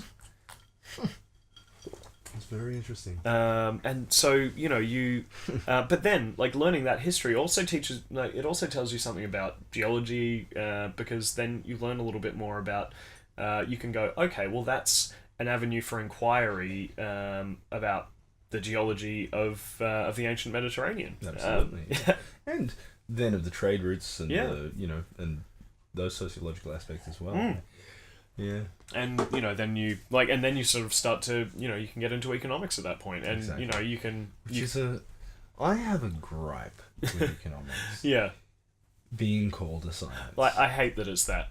I think it's a branch of if anything, it's a branch of philosophy. Exactly. Yeah. It has no predictive power. No. Two experts in physics can sit down and with a 150-year-old established principle come out with what is to within the most ludicrous margin of error the same correct answer. Yeah.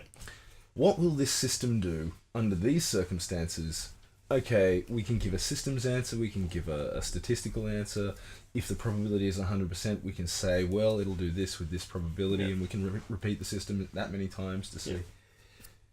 None of that is true with fucking economics. No. None of it.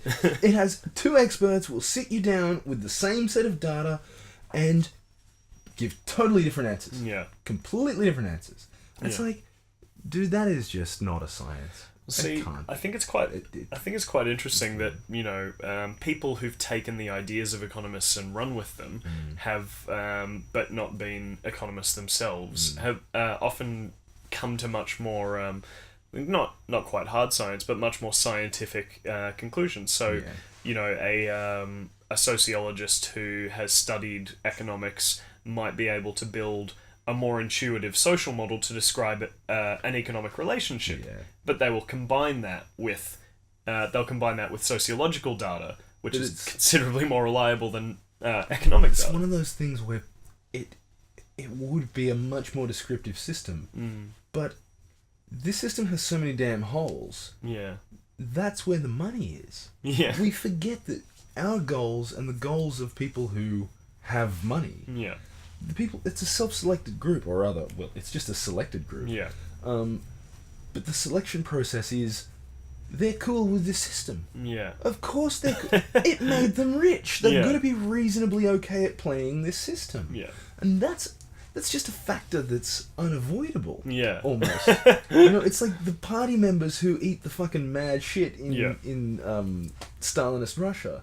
Mm. You know, the ones that didn't, you know, after the purge. Yeah. Those ones, what's not to like about the fucking party? Yeah. This Soviet thing's alright. Yeah. Fucking beautiful. More caviar, please. Yeah. That's, you know. Yeah. And there's So we have to remember that there is, like, when people report that, oh, business interests are blah blah blah blah blah. Yeah. Of course. Yeah. Well, don't be silly. Why? The news is a conduit for poor thinking. Yeah. And it's not a book, this idea yet, but I don't know, it's a pamphlet at this stage, but I don't know, I'm ruminating. But the idea is that we have this serious lack of critical thinking in the world today, in my opinion.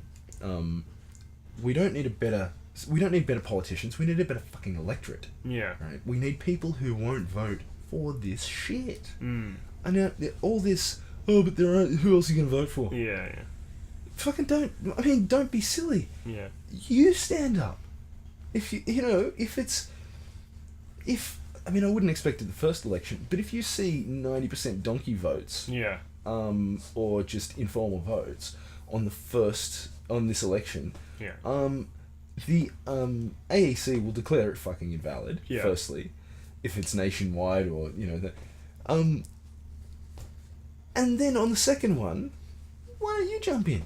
Seems like the electorate's fucking dissatisfied. Yeah. The electorate doesn't give a shit. Yeah. The electorate's fucking fine with this bullshit. Yeah. Or something would change. Well, I read a book recently, The Politics of Misinformation by Murray Edelman. Okay. An American social critic of long standing. Some of his ideas don't bear up much to scrutiny, but The Politics of Misinformation is quite good because it just points out that the modern political project is just in generating symbols that are transmitted through all through all state and public organs and through the media as well, which is generally complicit with whoever's in power, even not in an overt way, and you attach value to certain symbols and you form campaigns around those symbols, and then that produces the illusion of some sort of political momentum, some sort of movement. And what he's mainly talking about is the symbol of change. Okay. And people think that when they want change, they've got to go for the guy who's offering change. They've got to support anything that's going to offer change. Some difference, yeah. Like the way a lot of people cheered when the Nazis moved in because they were so dissatisfied with their current governments. Exactly. And it's like change is great because it's something new, something different. But it prevents you from critically engaging with the idea that the system might be flawed to begin with, or that those changes that are being heralded are either evil or meaningless. Yeah. Exchanging 6 of one, half dozen of the other. Yeah, and he refers to some data that suggests that when a government department makes the most fanfare over a new initiative, no matter how big it seems, no matter how big it's promoted to be, it will always be a much, much, much smaller actual change in terms of resources, finances, and policy than the actual changes, the actual legislative changes that they make, that they never announce, or that get little coverage because they're not, the change initiative, they're, Amendment 3/A. That's right, which just strikes out Clause C. Yeah. It's like, but Clause C was the exception clause. What? And that was had the list of things where the defences to it. You hear a couple of years later that the government changed the law in some evil way before the last election, and you're like, why did I not hear about that? I'm engaged with the media. Yeah. I thought that was the fourth pillar. What's it called? The fifth estate? It's the fourth estate. Fourth estate, yeah, fourth estate. Yeah. But I thought you guys were an invaluable social service. Not an advertising platform and a mouthpiece. Yeah. Silly me. Well, yeah, it's I don't want to get all Alex Jonesy on you. Oh well, no, like I've also been reading Manufacturing Consent recently by Noam Chomsky, and See, yeah, I have to admit, right? I love to read, but Noam Chomsky does my fucking head in to read. Yeah, and I have tried to read Manufacturing Consent. Yeah, but I'm a man. I can read Hitchens, yeah, but I have to read it in Hitchens' voice. Yeah, you know what I mean? Yeah. That is ponderously difficult to actually engage with as the written word. Yeah, I don't know if I'm not as good a reader as I think I am. I think it's you really have to. It's the kind of book that you have to approach looking for something. Yeah. So when I've been reading it lately, it's been for work on essays. So I've been looking for. I want to find this concept. Sure, okay. I want to run through with a highlighter. Yeah. And I've taken in a lot of those concepts, but I couldn't say that I've read the text in a complete way. Yeah. Which is, I guess, that's a very good way to look at it. Yeah.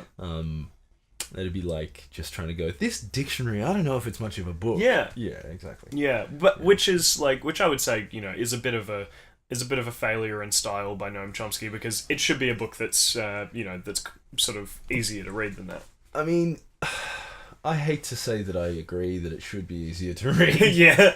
But it's just, I mean, it doesn't. Things that are difficult don't need to be not approachable. I mean, The Origin of Species is a very approachable thing to read. You know, I mean, that status I posted the other day of Karl Marx, that's the most engaging and informative piece to read. Yeah. And I said it out loud here on my own twice. Yeah. I was like, no, this is incredible. Yeah. And it's just, I don't know. Style and flow and content are two very different things. Yeah. You know, there are people who, I mean, this is why I like to read Dawkins, man. I actually don't mind his style. Yeah. I quite enjoy the way he has little asides and this and that. And he does his British humour. Yeah. You know, you're like, wait, okay. Well, yeah.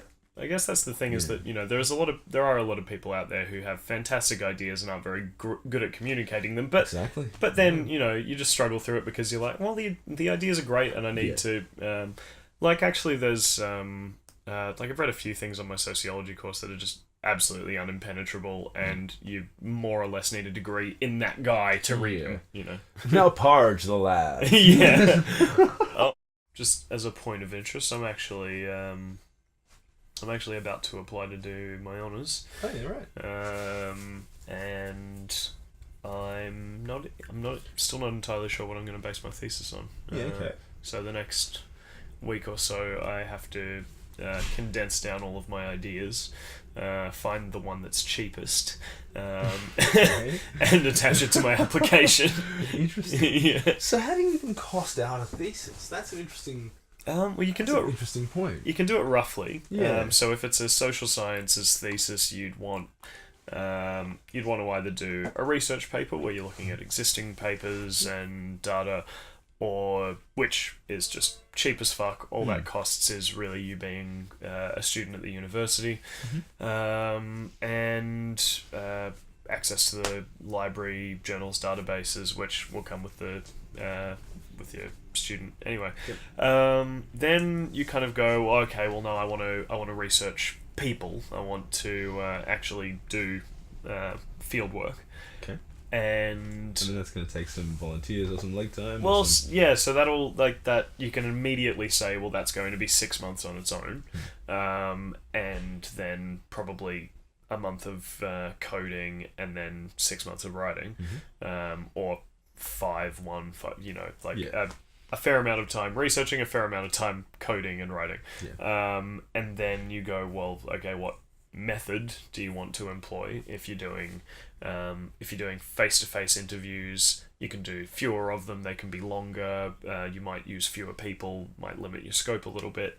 If you're doing questionnaires, you can do more of them. You're not going to get as good data, but it is going to be easier to code. And then finally, actual engaged field work. You know, are you a participant observer? In which case, that's fine. But you have all this ethics permission that you need to acquire. You have to spend all of this money and time going out to the field. So they're like you can't work out exactly how expensive it will be. But you can sort of get a rough idea, and the uni will end up telling you if your thesis is unmanageable. So I'll probably be updating something I wrote for my third year, which was just about DIY punk venues and the sort of frameworks to look at them in a sociological way. Interesting. Now, have you read David Byrne's book, How Music Works? No. I've read part of it. Okay. I've got it as a PDF if you want it. Yeah, please. Yeah. But it's... he brings up a point that acousticians have also known, but from a completely different angle, for the design of concert halls and whatnot. That a chamber orchestra plays in a chamber. Yeah. Right? You can't jam a chamber orchestra in a punk venue and assume that same sound will occur. I think I've read this part. Yeah, carry on. And the idea that CBGB's was just had that perfect slap-backy sound, so there wasn't any vocal processing, but it was just bouncing off the back of the club. And it was just right, as long as you paid really quick and bouncy sort of stuff. Yeah. It was perfect for that. Yeah. And then they changed it, it was fucked. Yeah. I love that angle as well, that physical spaces dictate the type of art that occurs there. Absolutely. Well, that's absolutely what I'm writing about, and specifically the way that the spaces work not only to lay down like a habitus, a mode of interpreting culture, but also to inform the socialization of anybody who interacts with them. And to increase subcultural unity as well. That's another function of those spaces. But I really like looking at the way that that exposure to a space will re-socialize people if they're engaged and they care. Like if they begin to care about a physical space, wherein music subculture is reproduced, they will begin to reproduce it within themselves, and that space is very important as well, because they might not reconstitute themselves if it was just a group of friends that they saw sometimes. Absolutely. The importance of returning to a physical space and almost having it a temple in its own way. Well, because then you don't have like people's backyards, and you might have them in addition, but if you just have some mates, you'll maybe act like them, but you wouldn't join their subcultures just because they're your mates. No, yeah. But although it does, so maybe if it's over time, absolutely, yeah. but not on the spot. But that's the thing, like with whereas with a venue, you're right. You have to invest a lot of time in being re-socialized by just a small group of friends, and a small disparate group of friends as well. Like close friends obviously socialize each other constantly. But with the punk scene, you get a disparate amount of friends. You're not friends with everybody. You're probably not that close to everybody. Yeah, but you see the familiar faces all the time. And you see that, you see that place which has all of the things that are that remind you who you are and who they are and why you're there. And I'm writing about North that. Melbourne before the gentrification. Yeah. We had a lovely little community going on there. We really did. Yeah. I was only a newcomer. I came in 03. Yeah. And really only probably engaged in 04. Yeah. But from 04 to 2010, it was my little part of town. It was amazing. I knew what felt like everybody. Yeah. And it wasn't, but I was in a band with a guy, Elijah. He was a photo of him I didn't realise won some photo of the year contest or something, or he didn't take it. It was taken by someone else, but of him getting pooped on by his son, like his new baby, like onto his arms. Anyway, it was like but it wasn't like a prestigious photography award. It was like some Women's Day or something. But still, it was a famous-ish photo. And I showed Talia, and she went, Yeah, I've seen that. I'm like, yeah, that's the guy I was in. He was the bass player in my band. In North Melbourne. You couldn't walk. He lived literally 2 doors down from me around the corner. So like, we were on the corner, and then he was skip one, his house. Yeah. And we couldn't walk from the corner of, basically it was Abbotsford Street and Queensbury Street in North Melbourne. Walk from that, the 2 longish blocks to Errol Street, and then down Errol Street. Yeah. We couldn't do it in 40 minutes. Yeah. We couldn't get... He would stop and chat to everybody. Yeah. And then I'd stop and chat to quite a few people. But he knew it was one of those places where you could know...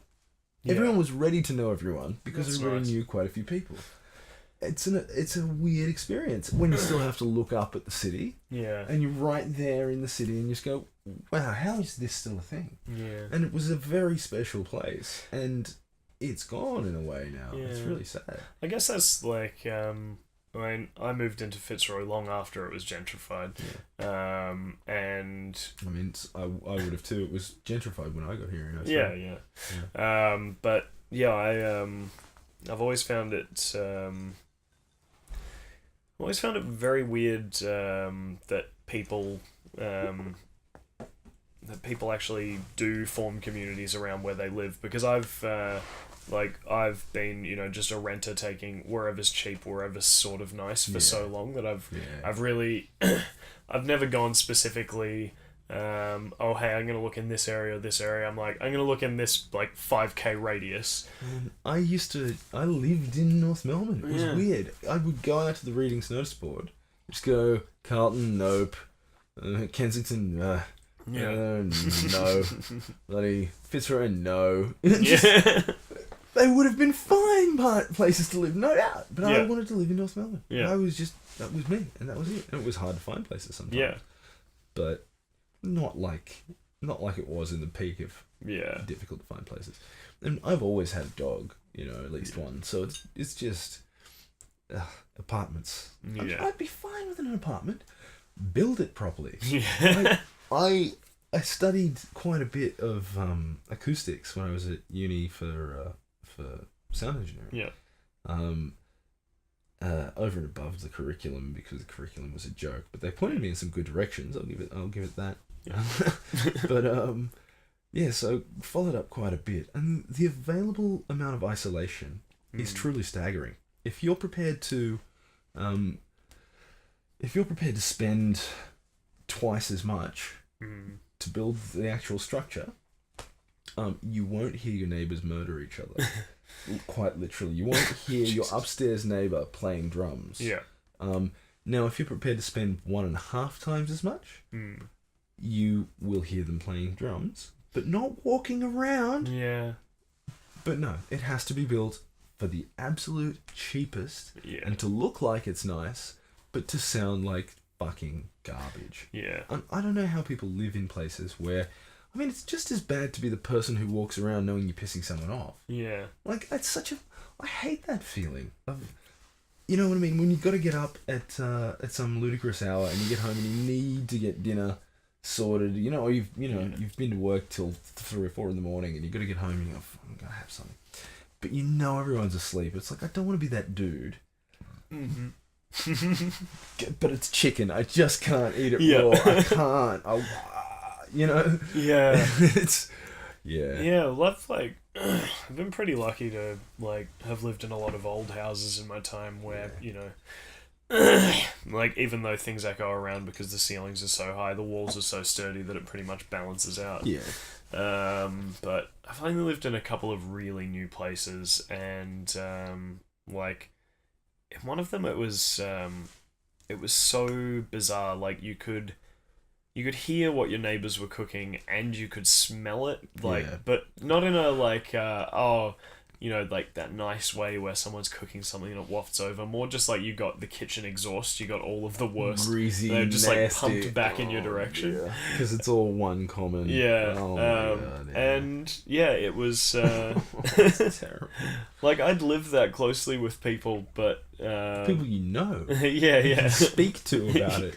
yeah, A family going dunk dunk dunk. yeah, Who are cooking their dinner in Yeah. no mood for it. yeah, Yeah. but no, Nor now should they have to limit what they cook. I mean, Yeah. that's the other Yeah. end of it. You know what I mean? I'm all for people not being kept awake by other people. I have a different perspective, right? I Yeah. guess. As a muso, it's hard, and as someone who likes to work at night, and as someone who did quite a bit of mastering as well as mixing, volume is something that you need to keep a fairly consistent volume. Yeah. Otherwise, if you're not... About 85 decibels is okay for your ears for a good 8 hours, and you won't really get any damage, like over even long term. Yeah. So, if you add 6 decibels to that, you can only halve your exposure. Yeah. And then ditto again. So you try and keep it fairly quiet, which means you don't need sounds from the outside coming in. You need to be a total jerk. You need to be, hey, listen, shut up. I'm trying. Yeah. I don't care if we need to make dinner. I'm trying to mix. It's Yeah. like, you can't do that with housemates. I mean, No. but it's this weird thing where you need to be the only one making noise Yeah. because all of these houses, and it's not just sound.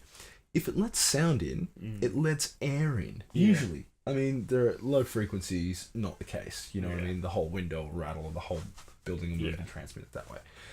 But up to a few hundred hertz. Yeah.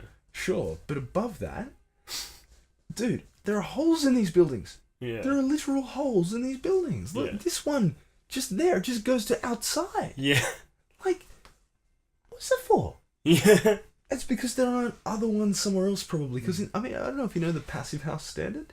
No. And it's as you would spell it in German, which I think is just still passive and then HAUS. Yeah. But it's Netherlands, Belgium, Germany, I believe. Essentially, they look at the whole house. They model it first, because they've got fairly good, robust models of how these things interact. And they have decent builders build it without gaps and shit. Yeah. Because the shit, once you actually start to go, how do you build a building to be acoustically neutral and isolated? Yeah. So 2 different questions, but to be isolated.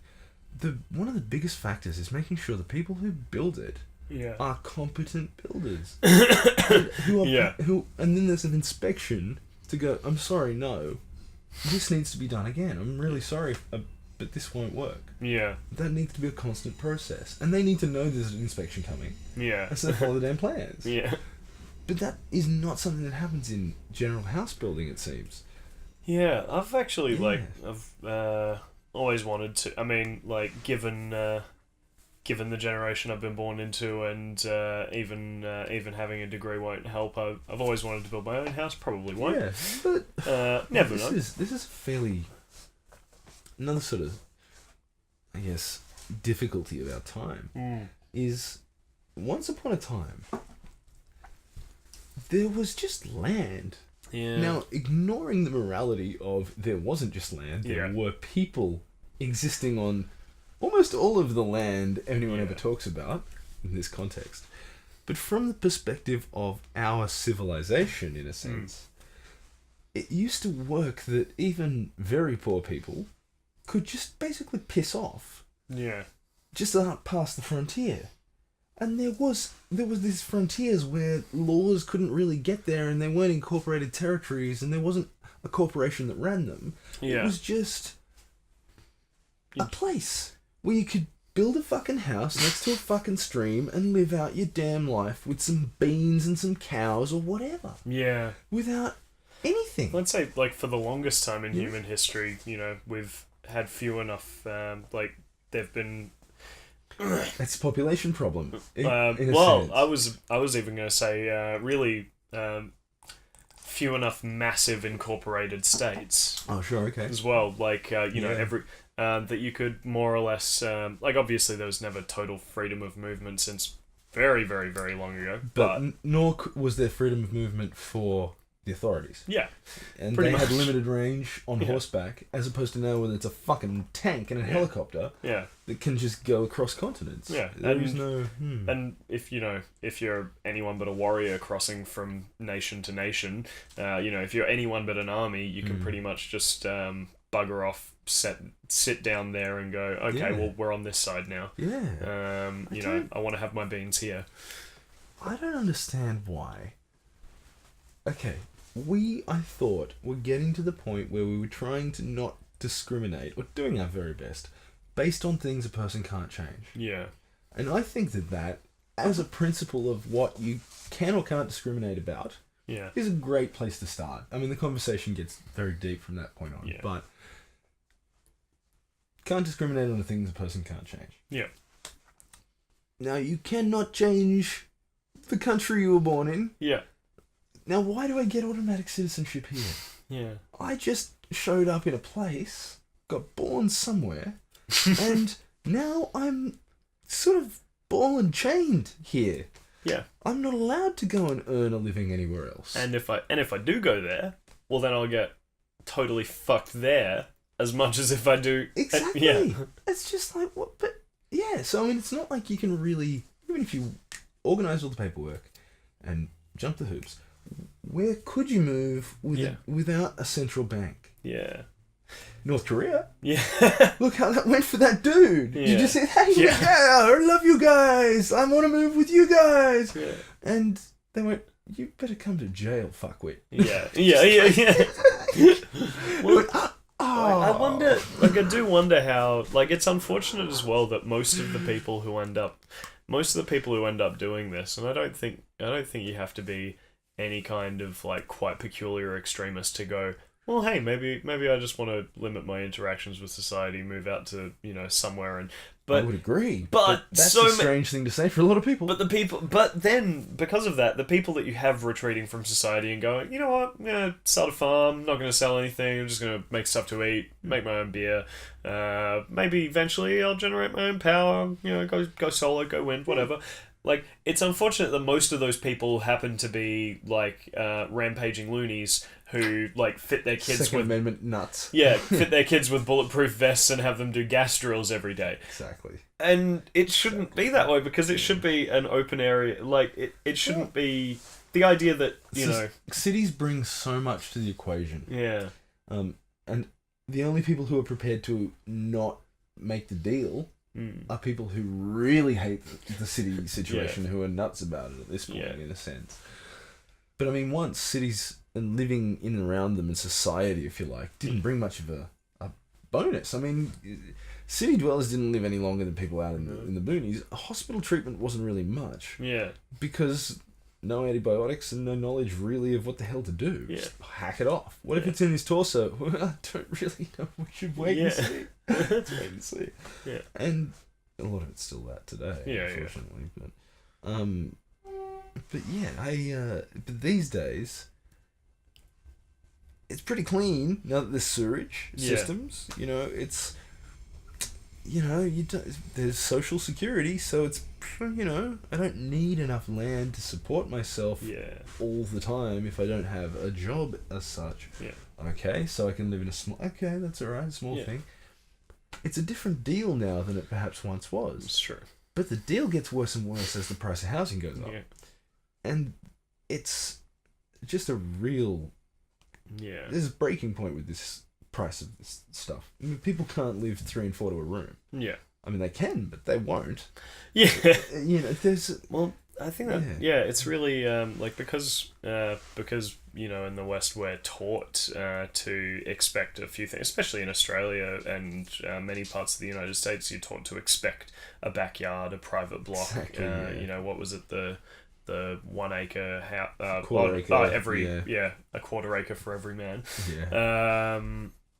That makes it really hard for people to then go, which is why we're having the outrage at the moment, and for the last couple of years about how young people will never probably buy a house in Australia anymore, is because we're so invested in this idea that that's how you become. That's how you become a person. It's like, you you go to school, you get a job. If if you're a really good person, you get a trade and you keep it for life, and then you get a house, and that is you establishing yourself as a fully fledged fucking grown person. Yeah.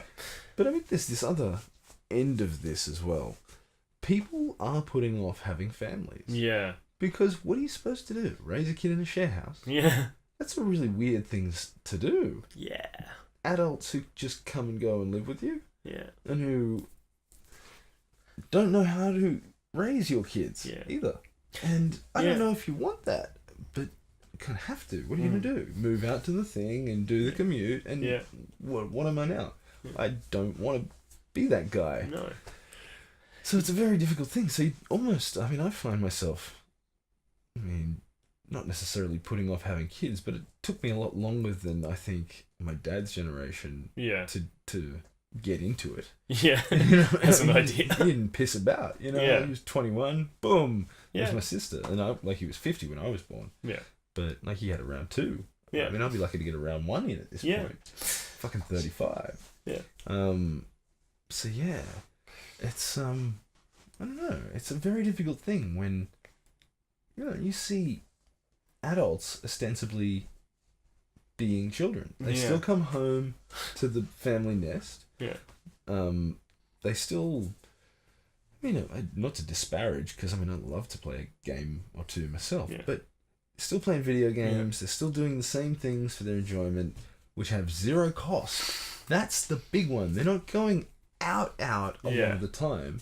They're certainly not doing much in the way of engaging with broader activities, going kayaking and mountain biking every weekend. Some do. Yeah. But I happen to know 2 people on Facebook, from my life, obviously, who do each of those things. Yeah. But that's a pretty broad cross section. It's one in, 450 or something each. Yeah. So, there's a lot of just non-engagement. That's an issue. Yeah. But because I don't know. Well, I think I wouldn't. I wouldn't really know where to start. Insofar as having a kid, or it's. Well, the hard thing goes in the woman. Yeah. What's the start of it? I'm aware of the biology, but I just it would just be I've moved house so often in the last few years, and you can't do that to a kid moving primary schools. Yeah. Every 9 months. If you can't find a place near the primary school. I've just barely got myself a bedroom that's big enough for me to do my own projects in. How are you gonna afford another one? Yeah, and ideally some woman would be living with you. Yeah. You know what I mean? and having I could split I could split my space between me and a kid. I've got enough of it now. But then, am I gonna do any work? Am I just gonna get a terrible fucking job and grind myself into a ball of resentment? Yeah. It's a very difficult thing. I think the individualization theorists, who are sometimes good, sometimes not. They write a lot about how the sort of the detraditionalization of relationships and the rise in shit you can do other than being a familied grown up. Okay. So more. They refer to it as personal choice. I would say it's more consumer choice. Whatever. Those two things have given rise to fewer children, later children, and people not necessarily owning houses, or and more people wanting to live in city centres and wanting to start families of friendship with just other people their own age. But is that a want within a given set of circumstances? So is that the best of a shitty set of options? Yeah. Yes, I want to start a family later. Of course I want to start a family later. Yeah. I couldn't think of starting one now because I couldn't afford it. Yeah. But you don't want to admit to yourself that that's the reason a lot of the time. I don't know. That's just conjecture. Well, yeah. But I wonder if it's, like this has been floated and debated a little bit. It's just, we're not really having families anymore. We're having something that's like a family. That we're just sort of building out of individuals and traits and situations on our own. Well, we have a very different experience. I mean, even just talking about my dad again, he grew up in what was ostensibly a country town within the Sydney Basin in the 30s. I mean, pre-World War II he was growing up. Yeah. He was like 15 when 15 when it ended. Yeah. Like, if it went on a few more years, he would have gone. Yeah. It's like an old dude. And this town had maybe 80 people in it. Yeah. But it was, and that was just a little suburb, still a farmy northwestern town. And it, I tell you, it just, the stories he told of that time might as well have been Victorian England. Yeah. Might as well have been, some country farm, because it was a farm. Yeah. And just literally the walking blah blah miles to school. Yeah. Like, not as sold as a sob story, and there was no snow, it was Sydney. Yeah. But it was a fact. Yeah. That was how you got to school. And you got up and did 2 hours work on the farm before you'd even thought about that. Yeah. And it's just like, well, but it's not how we are, is it? Yes, the fuck it is. And it has been since the trains and buses and cars weren't a thing. Yeah. It was... And I think that's kind of the interesting thing is that, like, at any given point in human history, we're extremely prone to assuming that it's been like it is now for a long time. Yeah, absolutely. And given the easy thing to do. Given the rate of acceleration in technology, culture, and just general social trends in the last, even the last 50 years, or say taking from the end of World War II, so more like 70 years, we do end up with this this idea that it must have just sort of, it's been like this for quite a while, and before it was like this, it was, people were, we don't really think about them. We're assuming that they were the same of us. We know they're not. Yeah, but not, we can't imagine what it was, simply that it wasn't this, and that's enough. Yeah, and the funny thing is, like, that's a fairly normal thing to think. It's been like this for more or less forever. It's a very comforting human sort of automatic thing. But to consider that how it was before this, maybe 200 years before this, has been, barring a few technologies, more or less what it was like for the preceding few hundred years, and that actually... And that, then before then, it was pretty much the same for a few hundred more years, and the rate of change was much slower. Yeah. This is a valid point. I mean, if you were from 40,000 BC, and you woke up in 39,000 BC, 1,000 years in the future, would it matter much? Yeah, I mean, you go. Yeah. It's interesting the way you've done that. I like that. Yeah, it's new. You'd lose your frame of reference slightly, but there wouldn't be that much friends, to see. It's like, you could more or less learn the new. I'm sure the noise language would have changed quite a bit, perhaps. You could probably learn the new noises for the 10 or so things you have to indicate. Yeah, it's like great, good for me. But I do find it very. I don't know. I don't know if we're coming up to a plateau or to a singularity. It's so hard. I mean, it's unknowable, the future, obviously, but the Moore's Law thing seemed like it was going to be a real problem. Yeah. But they seem to be getting around it. Things aren't going any faster and don't seem to have terribly many more transistors. It's like doubling every 3 years now or something, I think they've modified it to. But they keep getting quicker. Yeah. They just pack more cores in there. And it seems alright. Okay. I don't know. I'm constantly... Well, that's the thing. It constantly feels like it's plateauing because even... you have to be a visionary futurist or one of those completely nuts science fiction authors who is just so good that they convince people to change things based on what they've predicted. Exactly. But even as a discerning technology consumer, I don't think you can possibly comprehend the idea of things becoming more advanced. You guess at them, you go, Absolutely. well, I know things will become faster, they will either become larger or smaller, depending on what's in fashion. But you can't say... So many of our advances are incremental Yeah. and frankly quite obvious in a sense. Yeah. I mean, things like houses resemble caves. Yeah.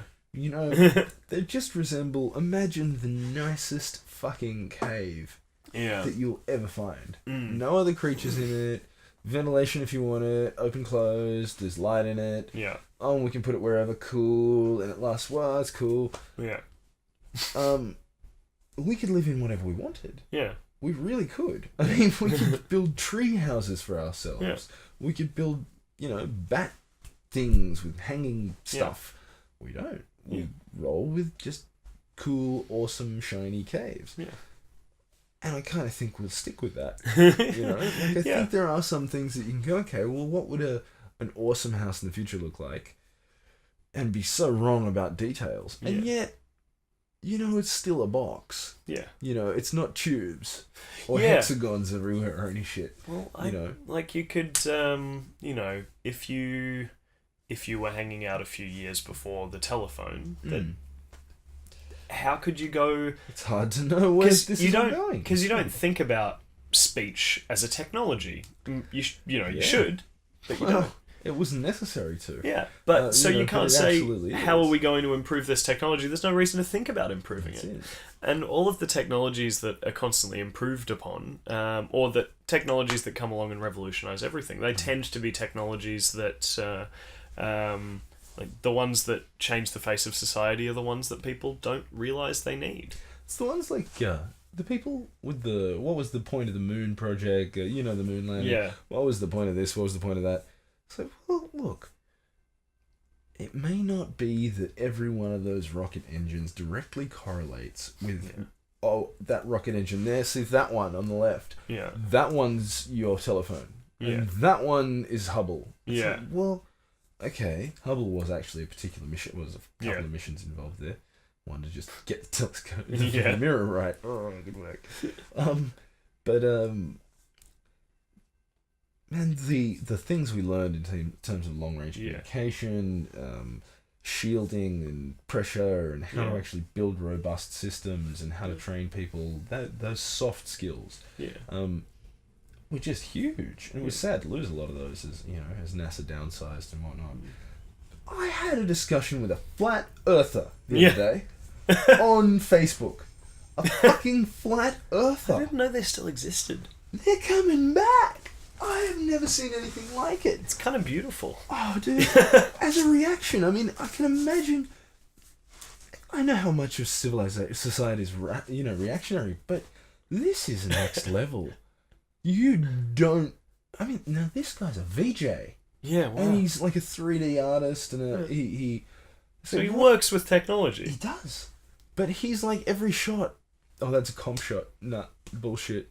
I'm like... And I was like, dude, there are things that occur that can't be explained otherwise. And there are things... It's like, I don't believe anything NASA says. What can you check for yourself? I'm like, dude, go buy a telescope. Yeah. Plug in Kepler's laws to the positions you see relative to where we are. Yeah. Do a little bit of trigonometry, yes, but I know you're capable of it. You're a big boy. You'll get your head around it. You can figure out where it's going to be tomorrow night. Don't dick me around, man. It works. Yeah. It works perfectly predictively. Yeah. All right? Do the same with the ISS. Yeah. It works. And if you want to be, if you want to be one of those people who thinks they... which these people tend to be people who think that you can just brute force a problem by attention to small facts. Yeah. Might as well just tell them, well, okay, in your most popular depiction of the Earth as a disc, Antarctica and the Arctic are an ice wall around the entire thing. Apparently. Why not go there? Hike across them. See if you get from one side to the other. I actually watched a couple of YouTube videos about, from their perspective, because I was like, I gotta see what I'm doing here. This is nuts. Yeah. The Antarctic Treaty, is actually a way to militaristically make sure no one approaches Antarctica. Motherfucker, no one. And this other dude was like, bad. well, there's 400 scientists there right now. It's the Antarctic. It's summertime down there. There's so many expeditions. No, That's why you can't ever fly over it. And it's like, dude, you ever hear of Mount Erebus? Yeah. Like the plane crash that when there's a mountain down there. Like Air New Zealand used to do scenic flights over over to Rio. Yeah. I think, or Buenos Aires. I don't know. Anyway, the point is that it's just this mental leaps, and they're like, they've got these former pilot exposes all plane courses up. Of course. And it's like, what are you talking about?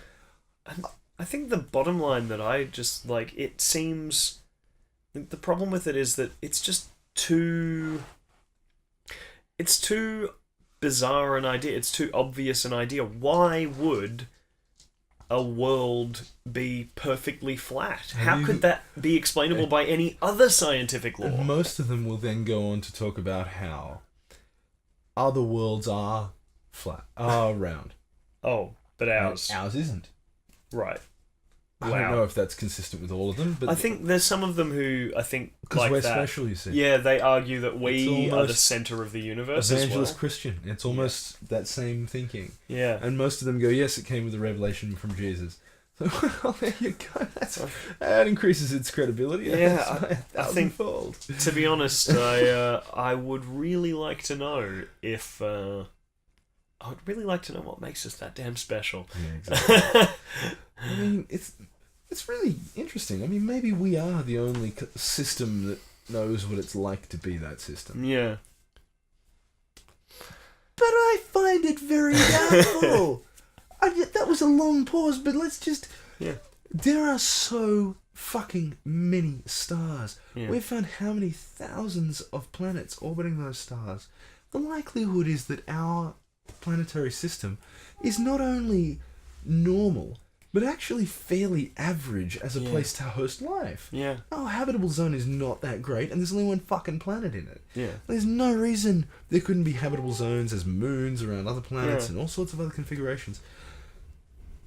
Well, yeah, all of and that. We can see the fucking things, and you think that this is around. Why would they lie about this? Why? Yeah. Anyway. Well, even the researchers who look for developed life in other solar systems, they'll freely admit that like their best attempt at looking is basically extremely minor, and if it ever went right, it would be an absolute miracle because there's so many of those systems and there's so much interference. I mean, we don't transmit in analog anymore. No. I mean, if we got one of our own style, coded, like, properly muxed for transmission, digital signals at SETI. Yeah.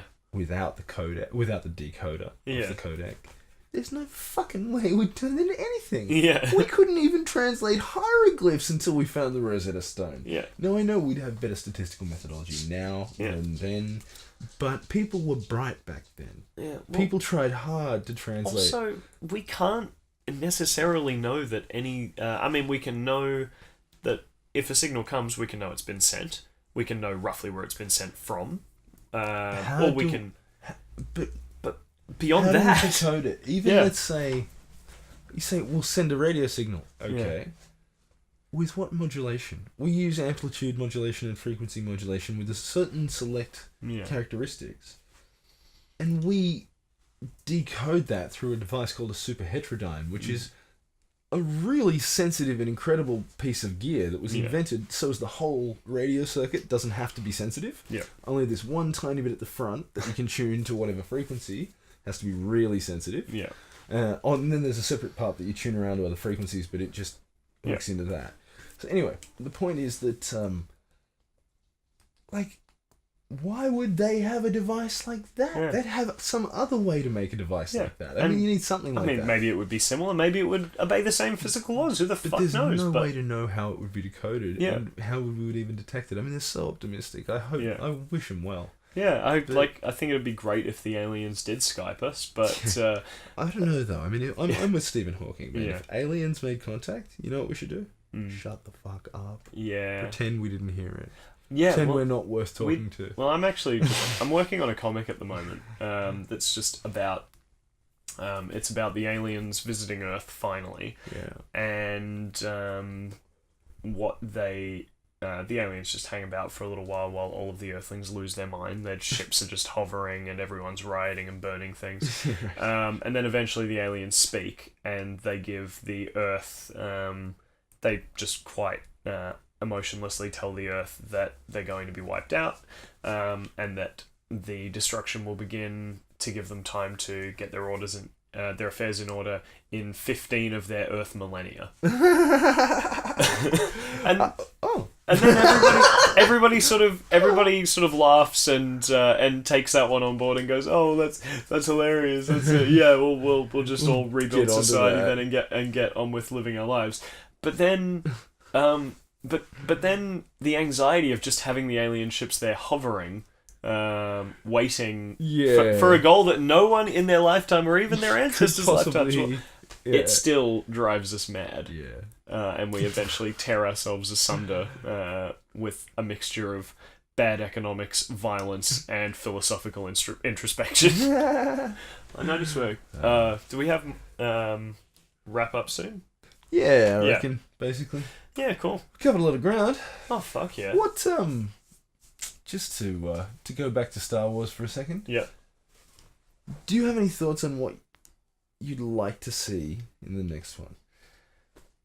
See, you know what? Anything I say is going to be motivated by my opinions of the existing films. Of course. So I would actually really like...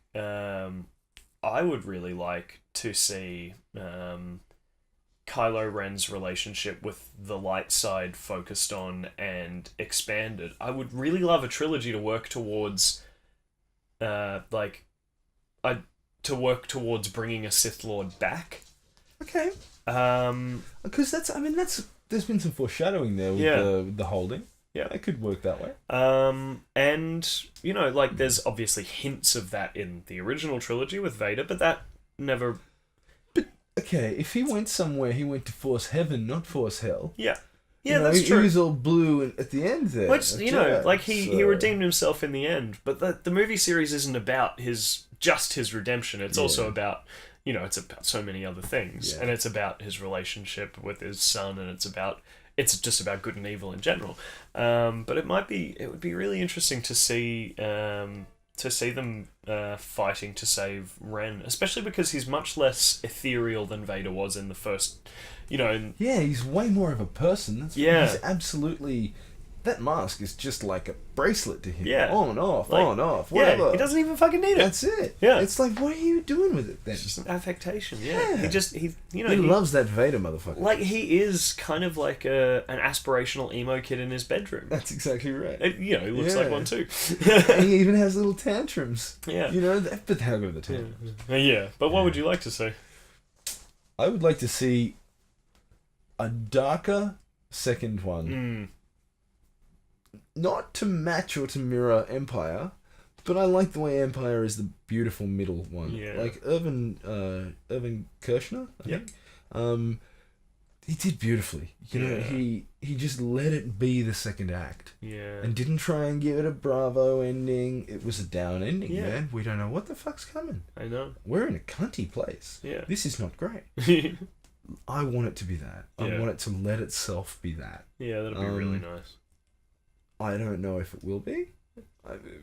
It could just have a very up and better another one. Let's get another Death Star. Tone. Yeah. I don't think so. I think the second guy will have a little bit of room to paint. Hopefully, he doesn't paint himself into a corner and fuck it all up. But I think it'll be okay. Yeah, I think. I especially. And I mean, this is again, and most of my gripes with Force Awakens are just a little bit like. There's a difference between nostalgia and just full blown rip off. Yeah. Okay, so it's the same thing. Yeah, but still. But then all of the things that made me happiest were exactly right. They needed to do that to remind us that it was Star Wars. It was Star Wars. Yeah, it was a Star Wars flick, and if you didn't want to see Star Wars, what'd you come see Star Wars for? Yeah, exactly. And I'm not worried about that. And back to basics, back to sort of what George Lucas was shooting for originally, which was something that, like the Indiana Jones movies, that's like one of those 40s movie serials that's just, you've got the heroes and they have an adventure and it's epic. That's it. and it doesn't need to be high art. I'm just glad he kept his damn filthy stinking mitts off this. Just, Oh God. To sort of almost Yeah. to close on that one, I in know. an interview in 2001, Simon Pegg was asked how George Lucas could make Attack of the Clones worse than The Phantom Menace, and he said he could write and direct it. Yeah. Ooh. That's exactly where Yeah. I'm at, man. Yeah. It's no good. But, you know, Oh well. here we go. That's it. Thank you very much, It's a sir. pleasure. Good to talk to you. And thank you you all. guys. And anyone who stuck through to the end, thank you. Have a drink Next for me. time. Bye.